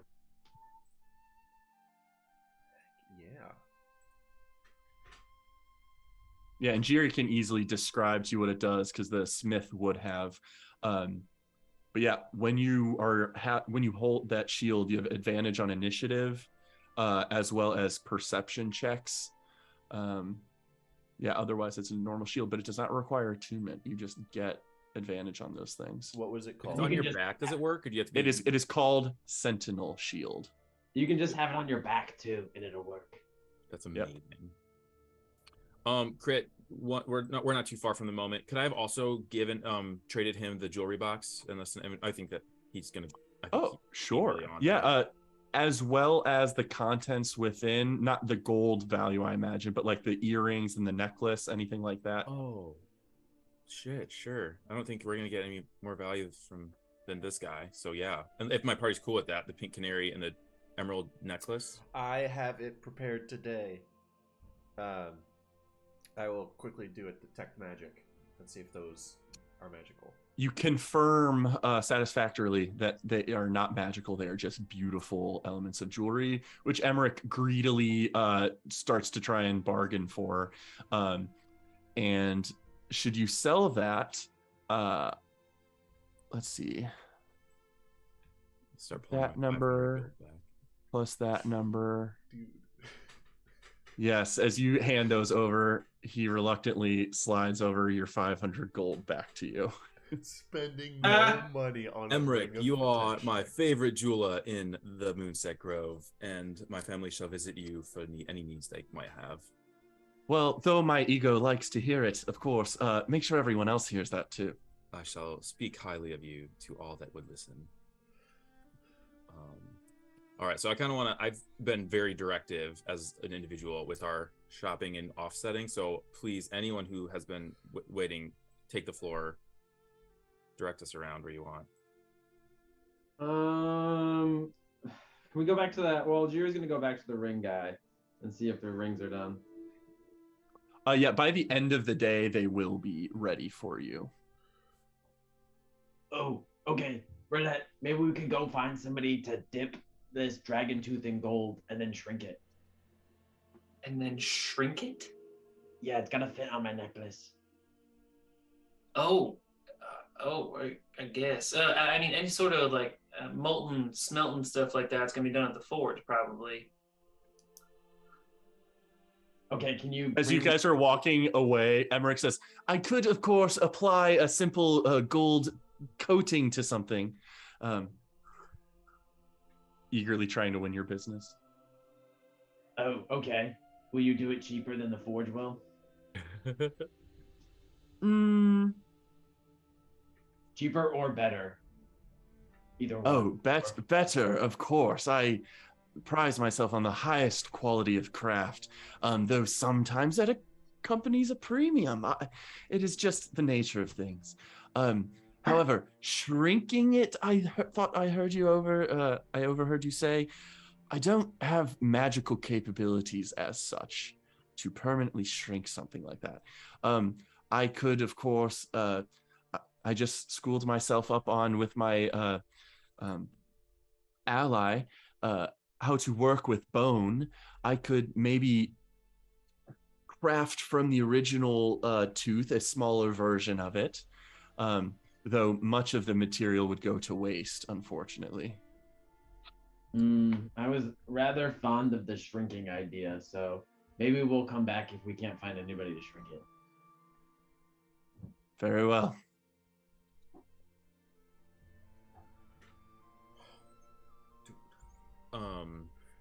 So I think at this point we want to drop Roulette off at the forge. Okay. Yes. So we dropped Roulette off at the forge. Take me to daycare. Yep. Perfect. Baby does her project with her. Yes, Roulette. If you are still set on the same decision we had kind of briefly gone over previously, that does not take extensive time. That's not the brand new craft of some new weapon or item. They provide for you the materials, notably a lot of use of mithril wire that has better tensile strength and can be subjected to greater forces without wearing as much as your bronze wiring did, to satisfy that as your gift of mithril.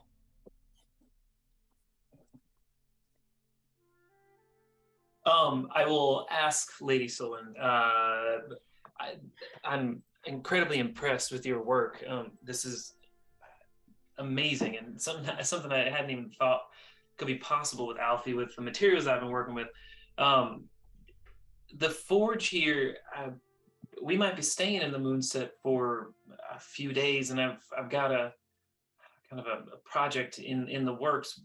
Would you mind if I utilize some of your facilities for a few days?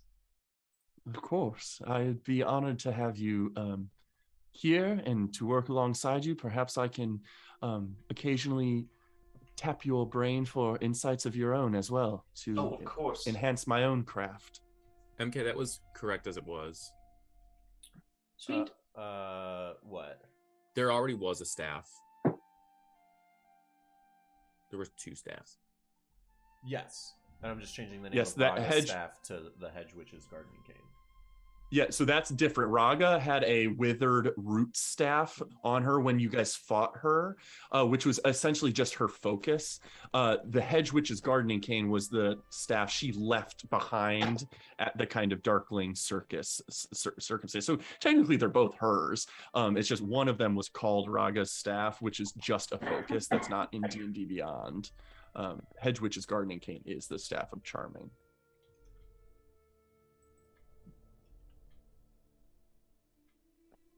But Roulette, that venture goes successfully, and you are more than welcome to utilize their facilities for further work on Alfie in the near future. I take the group to the amphitheater to drop off Jiri and to inquire if we can put. So I'll ask for whoever leads the amphitheater. Let us see. That Oh. will likely be. Duvain spoke to this guy. It is a different person Oh, yeah. because I couldn't possibly remember that name. No, I spoke to the bookkeeper or some shit. That's right. You went to the Great Halls of Fairy to kind of look through their archives of what plays have been sung here and such. Yeah. But noticeably, one of the kind of stage managers, Ellenwen, is kind of running things right now at the Moondrop Cradle Amphitheater and is hurriedly rushing about trying to get things prepared for the next play coming tonight. But as you approach, Telperion, is Jiri at your side? I think we just dropped. Did we literally drop Roulette off to work? Yeah. Possibly. Okay. Yeah. So then it's the rest of us. Okay. Oh, Greetings, Prince. What can I help you with? I do have some things to see to. Please stop by tonight for the shows. Unless it's quick, I do need to prioritize some tasks I have at hand. it's important, but I can't promise it'll be quick. He rarely is. And I want to introduce you to my friend here, who has a story to tell. Maybe he can. Yeah, Telpiran here is a jokester. I'm actually really fast, believe it or not. I've been working out a lot lately, so I can sprint pretty quickly now. Anyways, I've got a story to tell, and you've got an amphitheater. So, like, why don't we do some business? You know what I mean? Fascinating. Do you wish to volunteer for one of our plays or something else in mind? Nah, I've got an entire show planned out. It's multi-medium. There's going to be puppets involved and a robot and some shadow magic and me acting and dancing and singing. And it's going to be the tale of Jajiri and the Four Winds. First time it's ever been told. You probably want exclusive rights in your amphitheater here. Having an outsider perform a play recently inducted into our society certainly would be... And she kind of just thinks off to the side for a little bit. In 1 week's time, I believe we don't have anything scheduled quite yet. Could you put together any resources, acquire talent, see to the planning venture over that duration in time to get something together? All right, easy. The talent is just going to be me, Shadow Moby, and Elfie, so that's pretty easy. But my friends will probably also have roles as well. So we got all the talent. Very we need. well. Prince, would you work with your friend to make known your plans to any of the attendants running around the amphitheater's grounds? I believe this is something we can get on the books. I will just need to check in perhaps daily to make sure that it is proceeding satisfactorily so that we don't have to last minute pull the rug from the anticipating attendees. I will work with the communications at the palace to share the news, and hopefully with your office. And I will have Jiri here every day or so for a little while, and he can start getting whatever materials he needs ready, and we can have his show ready to perform in a week. Very well. I look forward to it. This is strange, but exciting. The groundskeepers here might be able to facilitate certain resources you need, Sir Jiri. But any embellishment past what we can offer might need to be provided by yourself. Okay, sounds good. You don't have to worry. I definitely have been an actor for a really long time. I used to be a trooper with the blue feathers, but now I Blue guess I'm a feathers. freelance actor. Oh yes, the Blue Feathers. Yes, I've definitely heard tale of some of their stories. You have? It is an honor to have you here. Oh, cool. Okay, awesome. Plus, this is like a Jawlandy art style that I'm gonna be releasing, so it'll probably be the first time it's ever been seen on the material plane. Fascinating. Yeah, it's called We'll- Puppets and Shadow Puppets at the same time. It's gonna be crazy. Goodness. Well, I look forward to seeing what you come up with.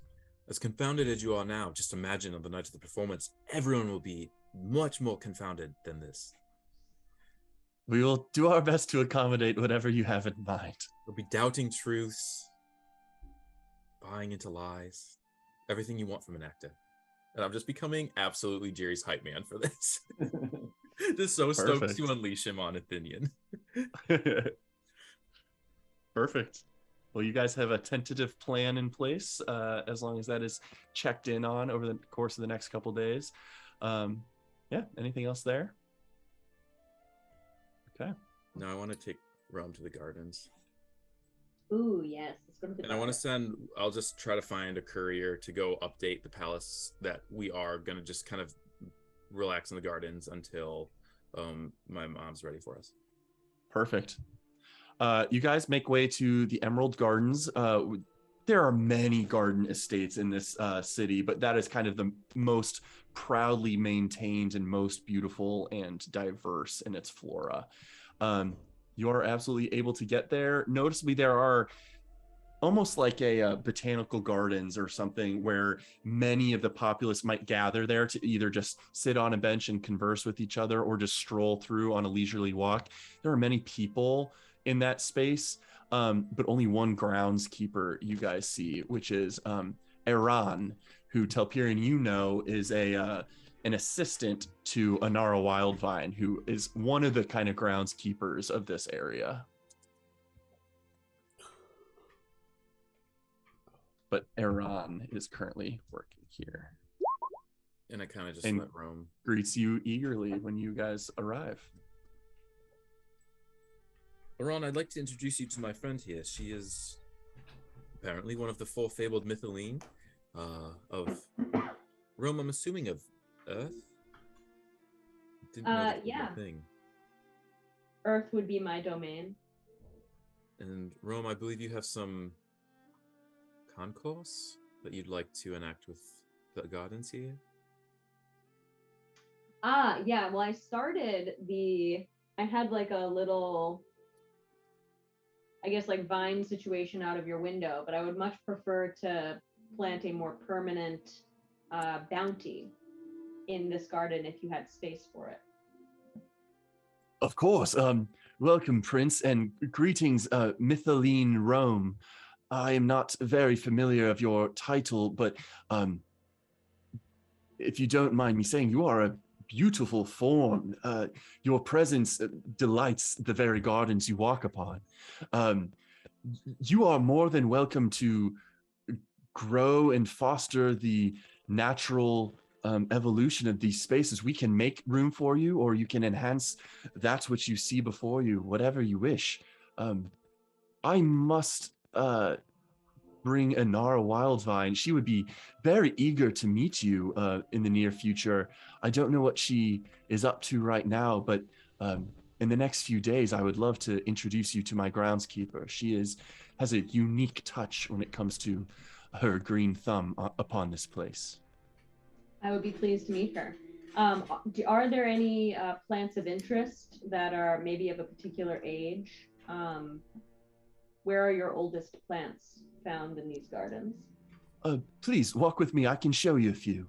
And without me needing to name drop a couple specific types of flora, she does, or this individual does walk through the grounds with you, pointing out various like conical shaped trees that grow naturally that way, that are not kind of maintained with hedge clipping maintenance. There's beautiful, diverse coloration of various tulips and lilacs and lotuses and all sorts of beautiful flowers. It is puts any of our worldly botanical gardens to shame for sure. But we'll just give you a tour of some of the spaces, and if there's anything you see that you kind of calls to your eye, you're more than welcome to kind of interact with that space. Cool. They will eagerly invite you back if you're done there, or if you want to stick around, that's more than welcome too. I guess I just like I'll find the area in which I would like to start my work, and I guess I'll start the following day. Okay, very well. They will make sure that it is kind of sectioned off for your work specifically, so that that ground is tended to but not disturbed further until you begin. Wonderful. Thank you. Of course. He seems very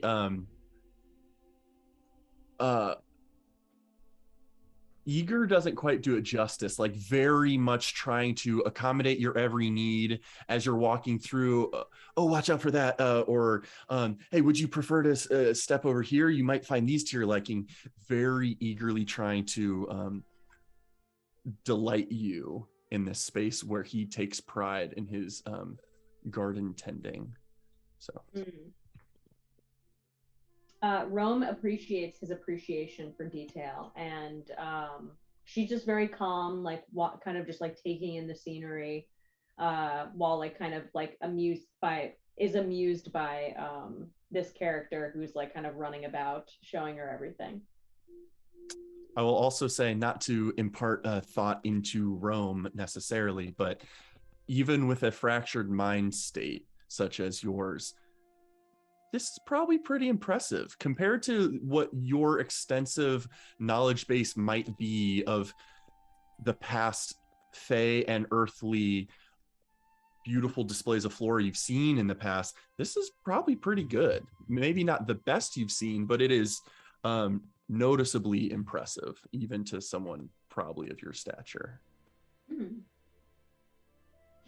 It appears to me, Aaron, that you've done a wonderful job maintaining these gardens. I hear whispers from the plants, and they, if they could speak with you, they would articulate that they're very pleased to be growing in this particular area.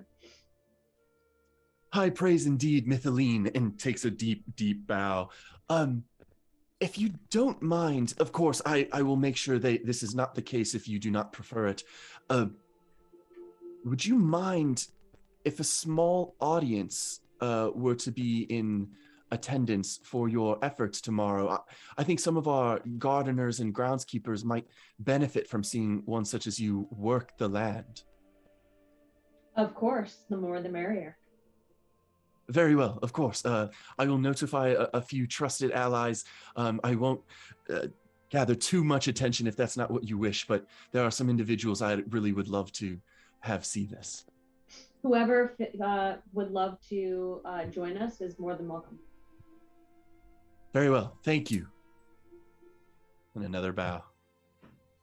Rome bows back. Wow. Perfect.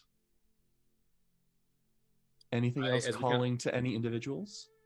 As we leave, I look at Toby. All right, Toby.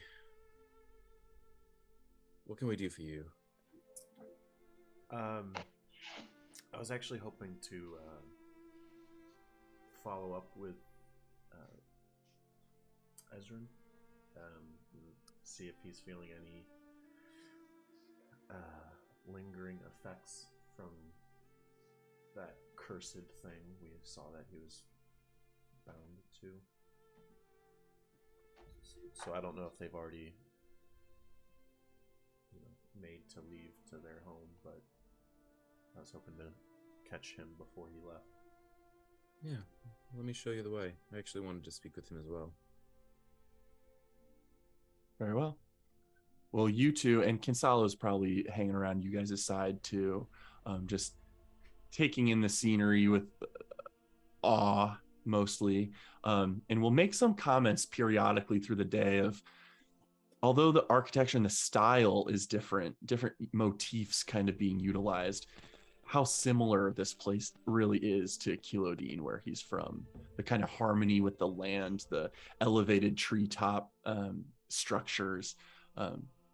He kind of feels at home here, even if it's a little more refined and even stuffy, if you can call it stuffy, where the Kilodine is a little more, even more heavily natural and almost slightly more on the feral side of unbridled nature. Whereas this one is just a little more civilized in that regard. But you guys are able to make your way to the Enalaran embassy, where Keep Meyerlight is. And upon approach, two Selethar will greet you at the door. Greetings, Prince and allies. What is it you request? An audience with the two Mayalites. Alas, House Leader Meyerlight has sworn off any meetings for the day, even that with the Mooncrest Council, which he repeatedly swears he is retreating from. He has chosen to spend the entire day, and perhaps days moving forward, with his son and his wife at this time. Notably, Ezrin is recovering slowly from his recent ongoings and is on bed rest right now. He heals as can be expected, but they are not seeking or entertaining audiences at this time. Would you be willing to... At least those are the orders we have been given. Could I leave you with a message that I just hoped to follow up and potentially provide some further aid in his recovery? And they are welcome to call upon me at any time. I will leave a message. Do so. Very well. And thank you for And also aiding His Grace. share with Ezrin that I do wish to speak to him before, if he and his father thought to depart back to their keep, but I would like to speak with him sometime when he is feeling strong enough. I will confirm their itinerary. There is no intent to leave Athenian in the near future. They are here for the foreseeable weeks, I imagine. Well, then maybe let them know we'll try back in 3 days' time, see if they are feeling more open. I will do so.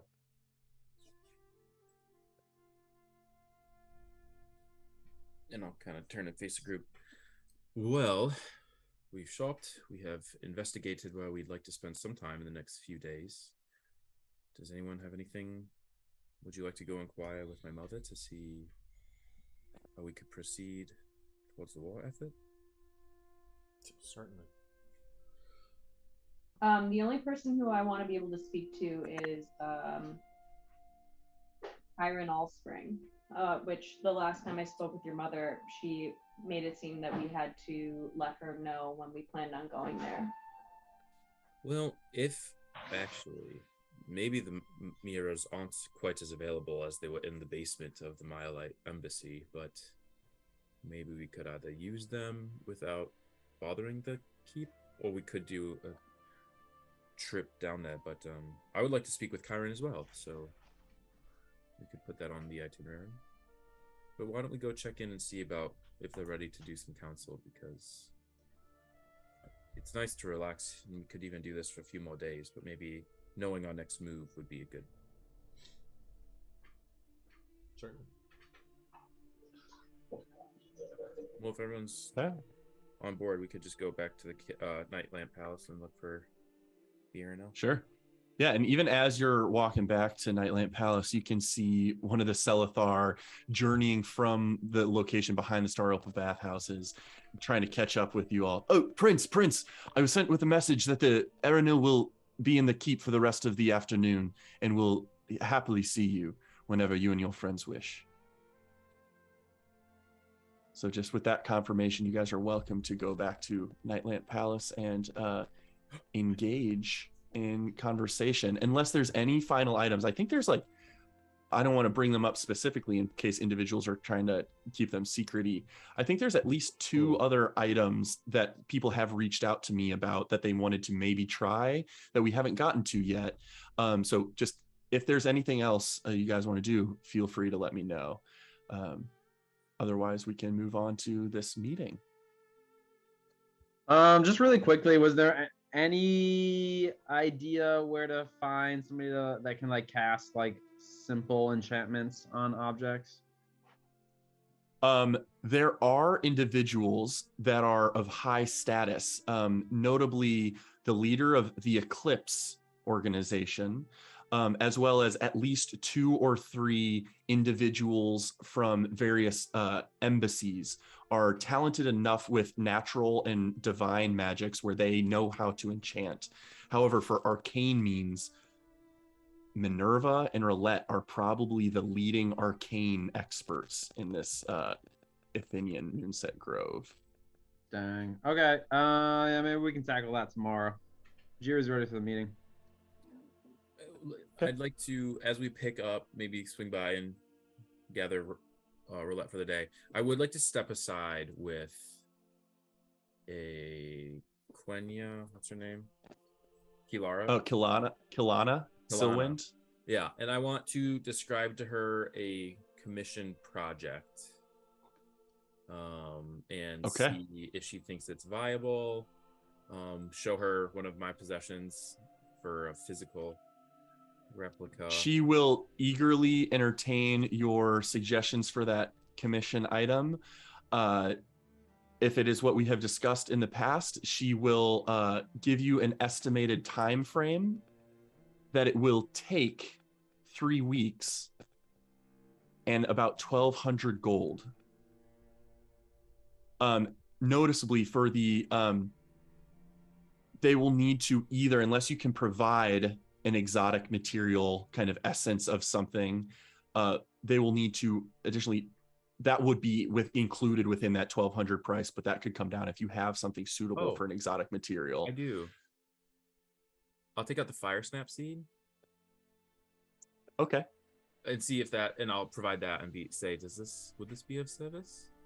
She suspects that might help, but they might need to gather additional material that is suitable for the enchantment, but also maybe not, there's not enough quantity of that quite yet. Okay. There would need to be additional there's 6 of them total, so I'll show her all 6. Okay. I'll ask her to start it, and then I will kind of consult my stuff and see if I have anything else that could be helpful. And on top of that, yeah, that sounds good. Okay. Of note also, they mention that they are going to reach out to the druids within your culture to ascertain access to an adequate spell to be bound to that item for the effect to be achieved. So anyway, but you have the gold and the time estimate in understanding, and that commission has been requested. I will do one more thing with them, and I'll go grab Roulette's bag, and I'll pull out the magical brazier and say, I'd like you to not consume this, but this is something that might be of assistance. I don't know. What do you think? I suspect the Moon Forge will provide more than adequate heat for which to craft the item. I don't know that this specifically will provide any valuable benefit to the creation of the piece. All right, well, I have these 2 components as well. They're rather uncouth, but let me show you. And I'll take out the Minotaur heart and the 2 reptile eyes. Be like, I don't know anything about this business, but I just have been walking around with these for a long time, and they are mystical in a way. I'm curious if you think that they could be of use. I can't suggest they might be of use in the work of smithcraft, although if you would be interested in leaving them behind with us for a day or 2 and we pursue the aid of the druids that might help us craft your commission item, they might be able to weigh in and provide insight into capabilities of these items. Excellent. Thank you so much. Perfect. Commission started. Otherwise, you are all free to journey back to... I guess I'll just leave us on this. Well, actually, I wonder if I can... Oh, yeah, I don't have that anymore. Dang. Let me check a thing here. Nope, don't have that either. My apologies. I might just leave us on this general Moonset Grove screen. Well,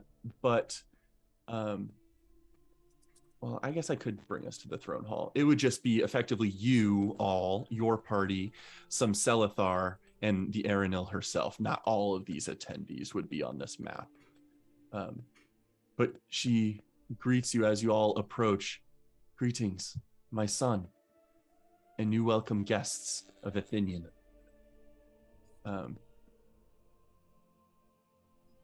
Telperion, I believe we received a request that you wished to meet. Was this in general discourse for the state of things moving forward, or did you have particular interests you wanted to discuss?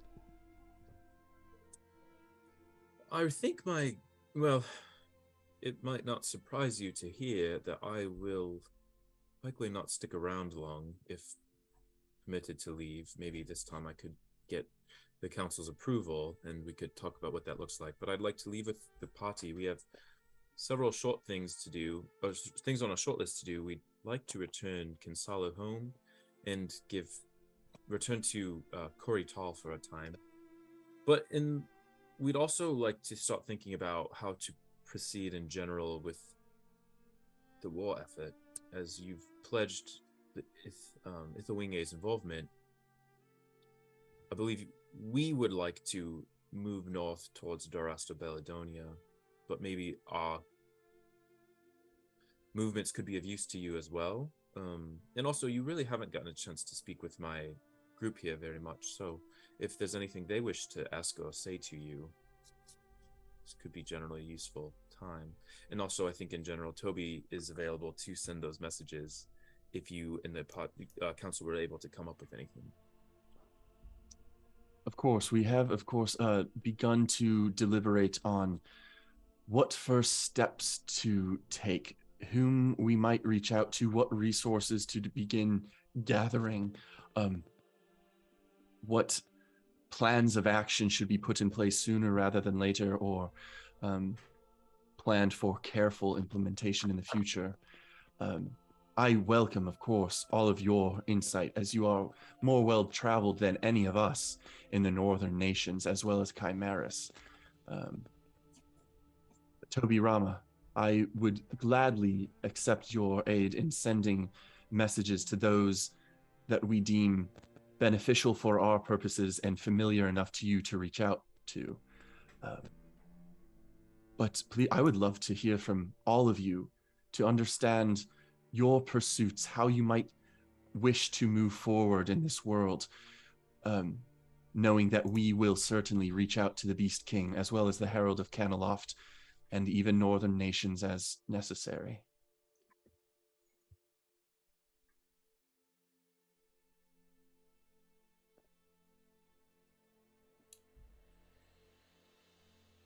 Is there anything of note from any of you? Suggestions on how you think our power might be best utilized on a global stage?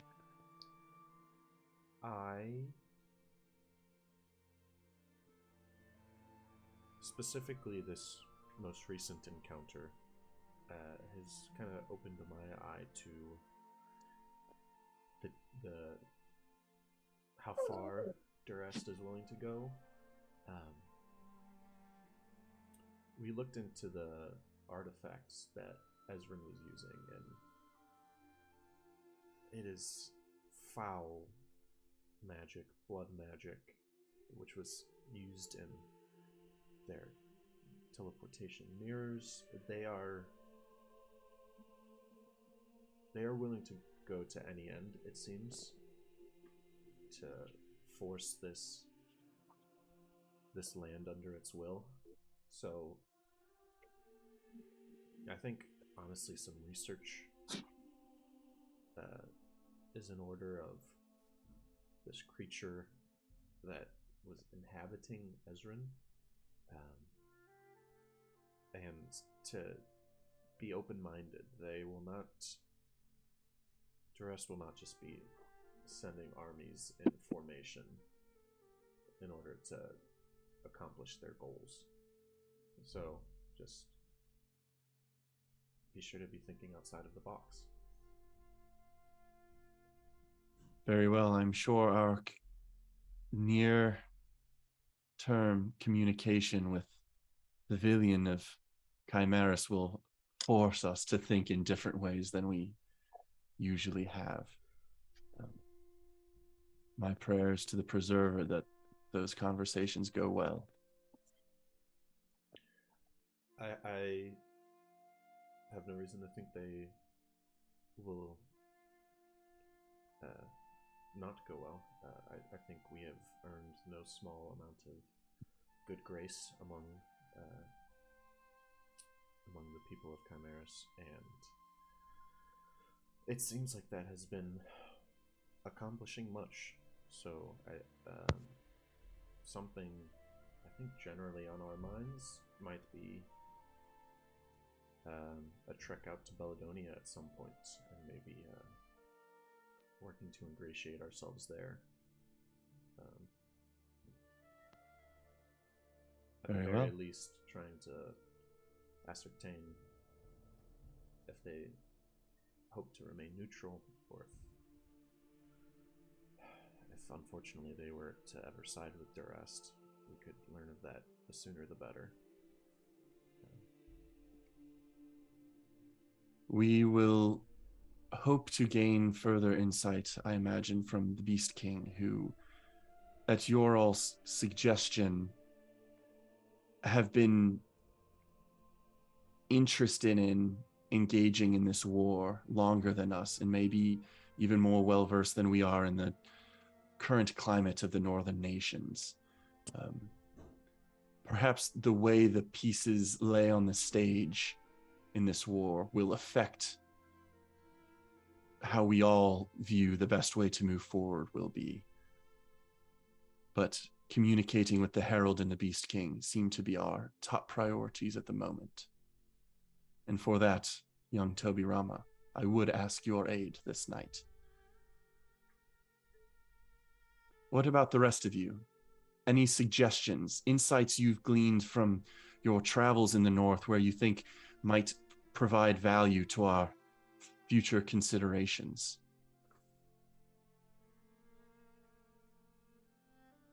Yes, I believe that we should rescue a valuable ally. His name is Jean Lavore. He's been captured by the Durastians, and he had once held and was working on Telpyrion's sword. I believe he could be a great ally to us if we were to rescue him. And I'll take off the sword at this point, and I'll levitate it up over to the Aranel.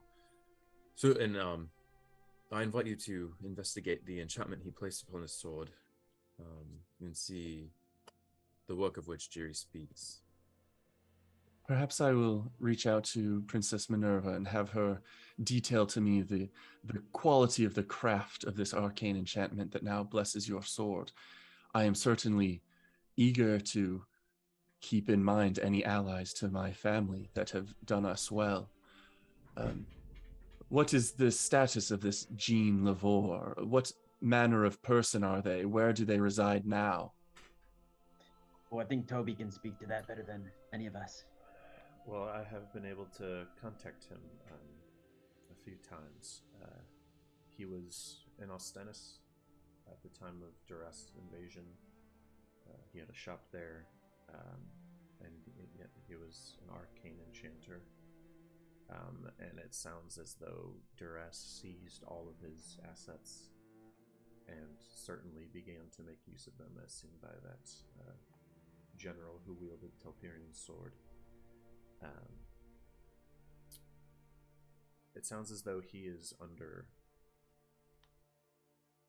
their foot, perhaps being made to work on further enchantments. And it would be no small thing to rid Durest of that advantage. I do know that there is still a level of resistance there. We have had one message out to the Queen, and she remains strong and hopeful to free her people of this occupation. But yes, having you have made direct contact with the Queen herself? Yes. I and her three Fascinating. Trusted advisors. I have heard rumor of this Elia Durket of Ostennis. And I must admit, though occasionally skeptical, I have heard nothing but honorable tales. I am interested in furthering that relationship should it ever become possible. I think that could be one of the areas where we begin. Toby could contact her. We could offer services. I would love to try and extract some big players out of Durast's occupation of Creatia. I know probably specifically the Queen and her advisors would not love the idea of leaving their people, but I think getting them out and into a place of power, whether that's among you and your people or that of the Chimerans, I think that would be important. That's an interesting suggestion. Because it seems that is their launching ground right now, is Creatia. Do you believe Jean to be held within Ostennis right now, or would he have been taken further north into Durast?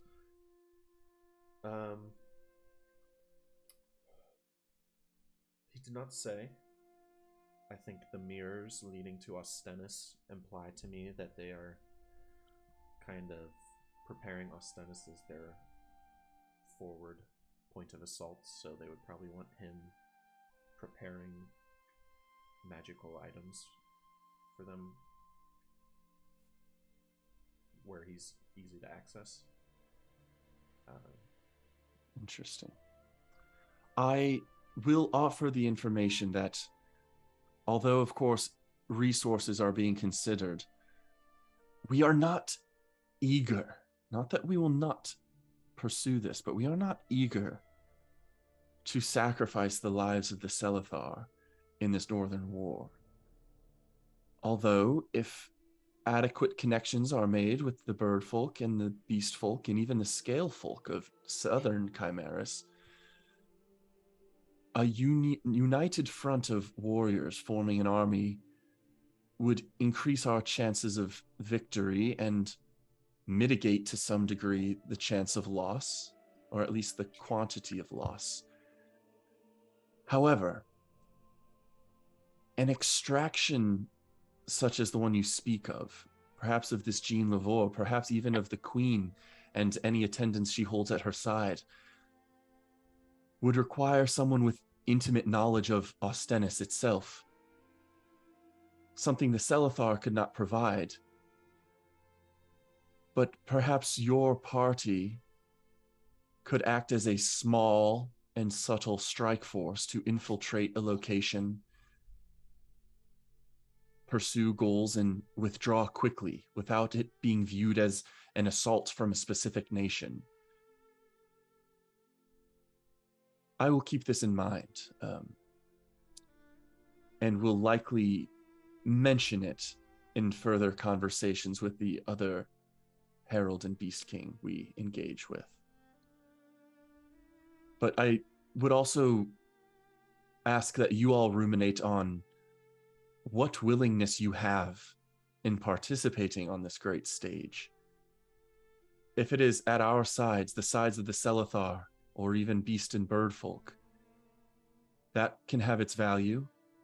Or if it is accomplishing other tertiary goals that we cannot facilitate, but you can, maybe that is uniquely beneficial as well. but I cannot guess at where you all may be best placed.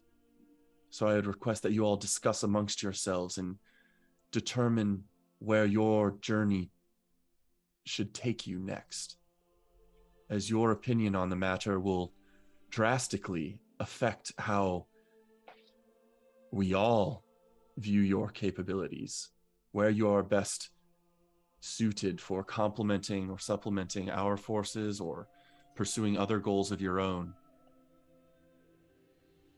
And the Beast King and Herald will likely have opinions of their own of what tactical advantages may come from different strategies. Well, this causes me to wonder too, Kinsalo. I wonder if we speak with Mordecai and the Herald, if they might not be interested in lending you to the Foal's Wynds for another bout of time, because you could aid us in this strike force with representatives from multiple contingencies. Yeah, I mean, I would honestly love the chance to stick around, you guys. You guys have been eye-opening in a couple regards. But as much as I like you all, I do feel a pang of homesickness as well. I am eager to see Captain Altari and even Korik. It might be nice to get back into true training again. I'll keep that in mind. I'll consider my options for sure. But hey, even if I end up sticking back at home, that won't be the end of these relationships. I promise you that. But who knows? Maybe I'll get back there, check in with people that I think is valuable, and go along with that. Maybe I'll become part of this Forsaken Winds band of travelers. So I'll keep it in mind. And Rome, I have a question for you. Upon hearing these counsels and learning the directions we may go, Rome, does this align with the bringing of balance that you thought you might do when you came to this plane? I don't have thoughts about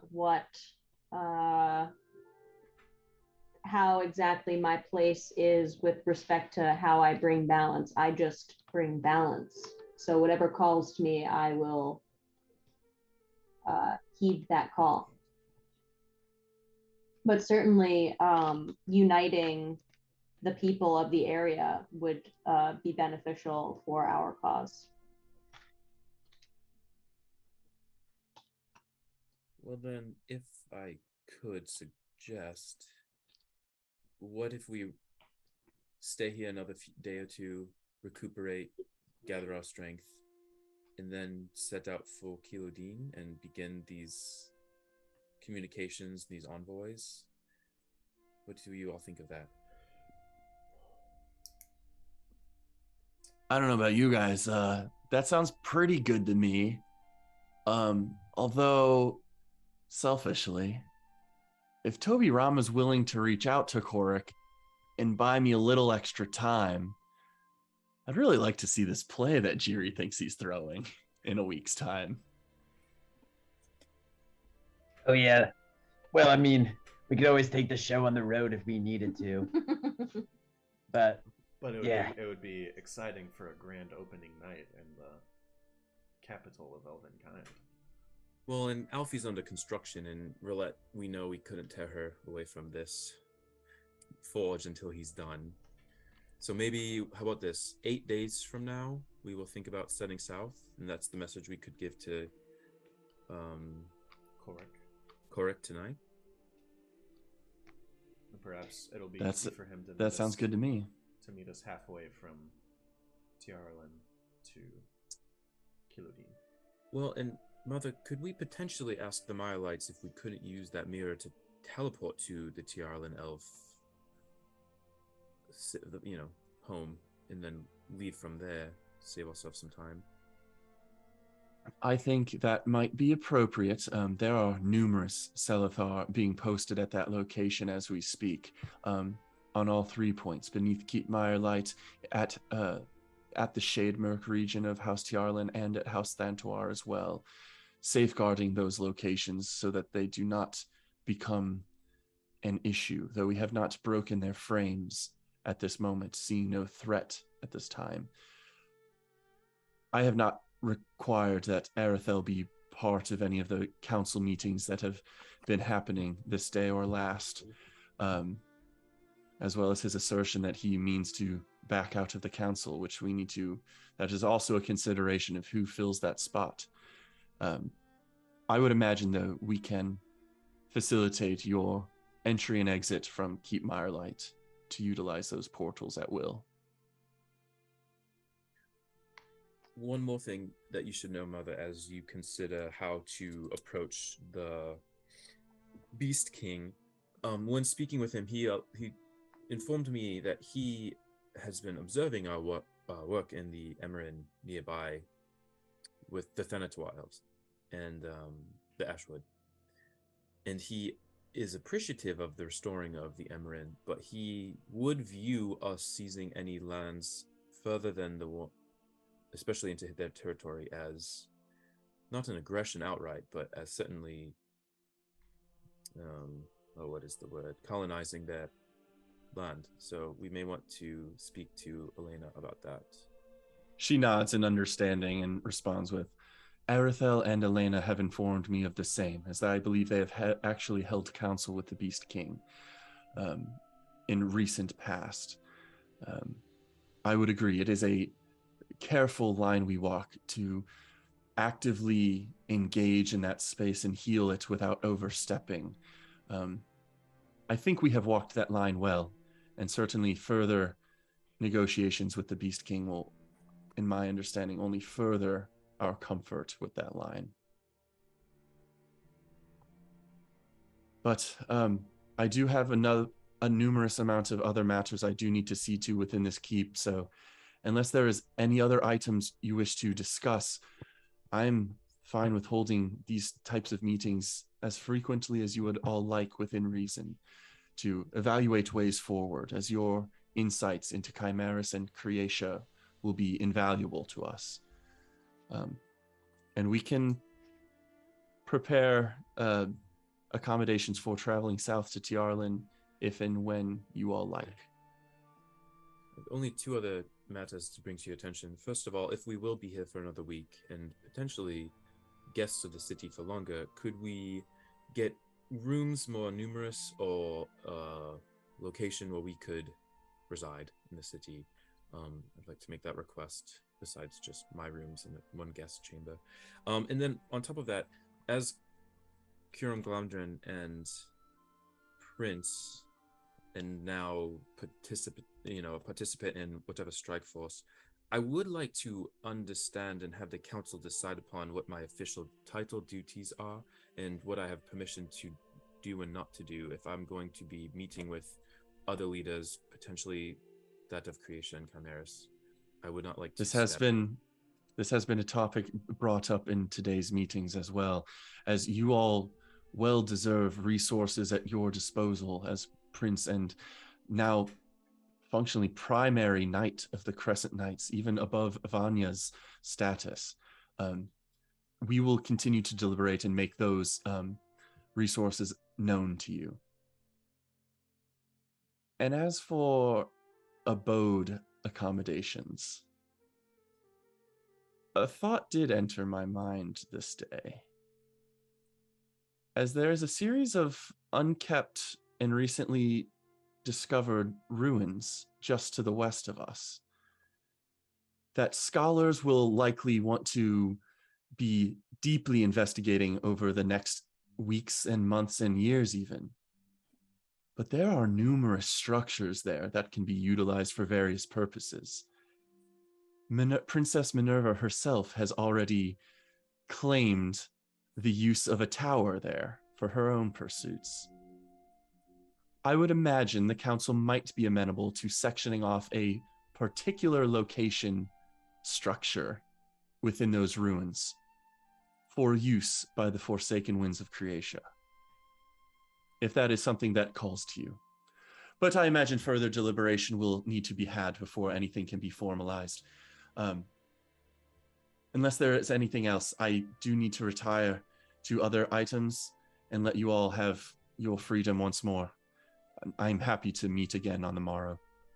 And at any points, feel free to call upon me for whatever messages you need sent. She nods in appreciation. And unless there are any final items of discussion by anyone or final things that want to be pursued, I think this might be a good spot to end the session for today. 7-ish days of downtime. 7-ish, 8-ish, a little over a week. So a loose week of downtime can definitely happen. Yeah. And more if you guys want to do a trip there and then back and then another month, like you guys are in control now. I will just respond. NPCs will respond to your questioning with their thoughts. You don't need to ever treat their thoughts as this is what needs to happen for the campaign. That's just that individual's thoughts on the matter. So sounds good. At least in the interim, we've got some ideas on what might happen short term. Cool. Awesome. Good stuff. Well, we'll call it there, unless there's any final thoughts. I was just going to say, I'm looking at my... She will also request, Toby Rama, that you kind of accompany her later, or that a request will be made of you to help them send some messages that night if you're willing. Absolutely. I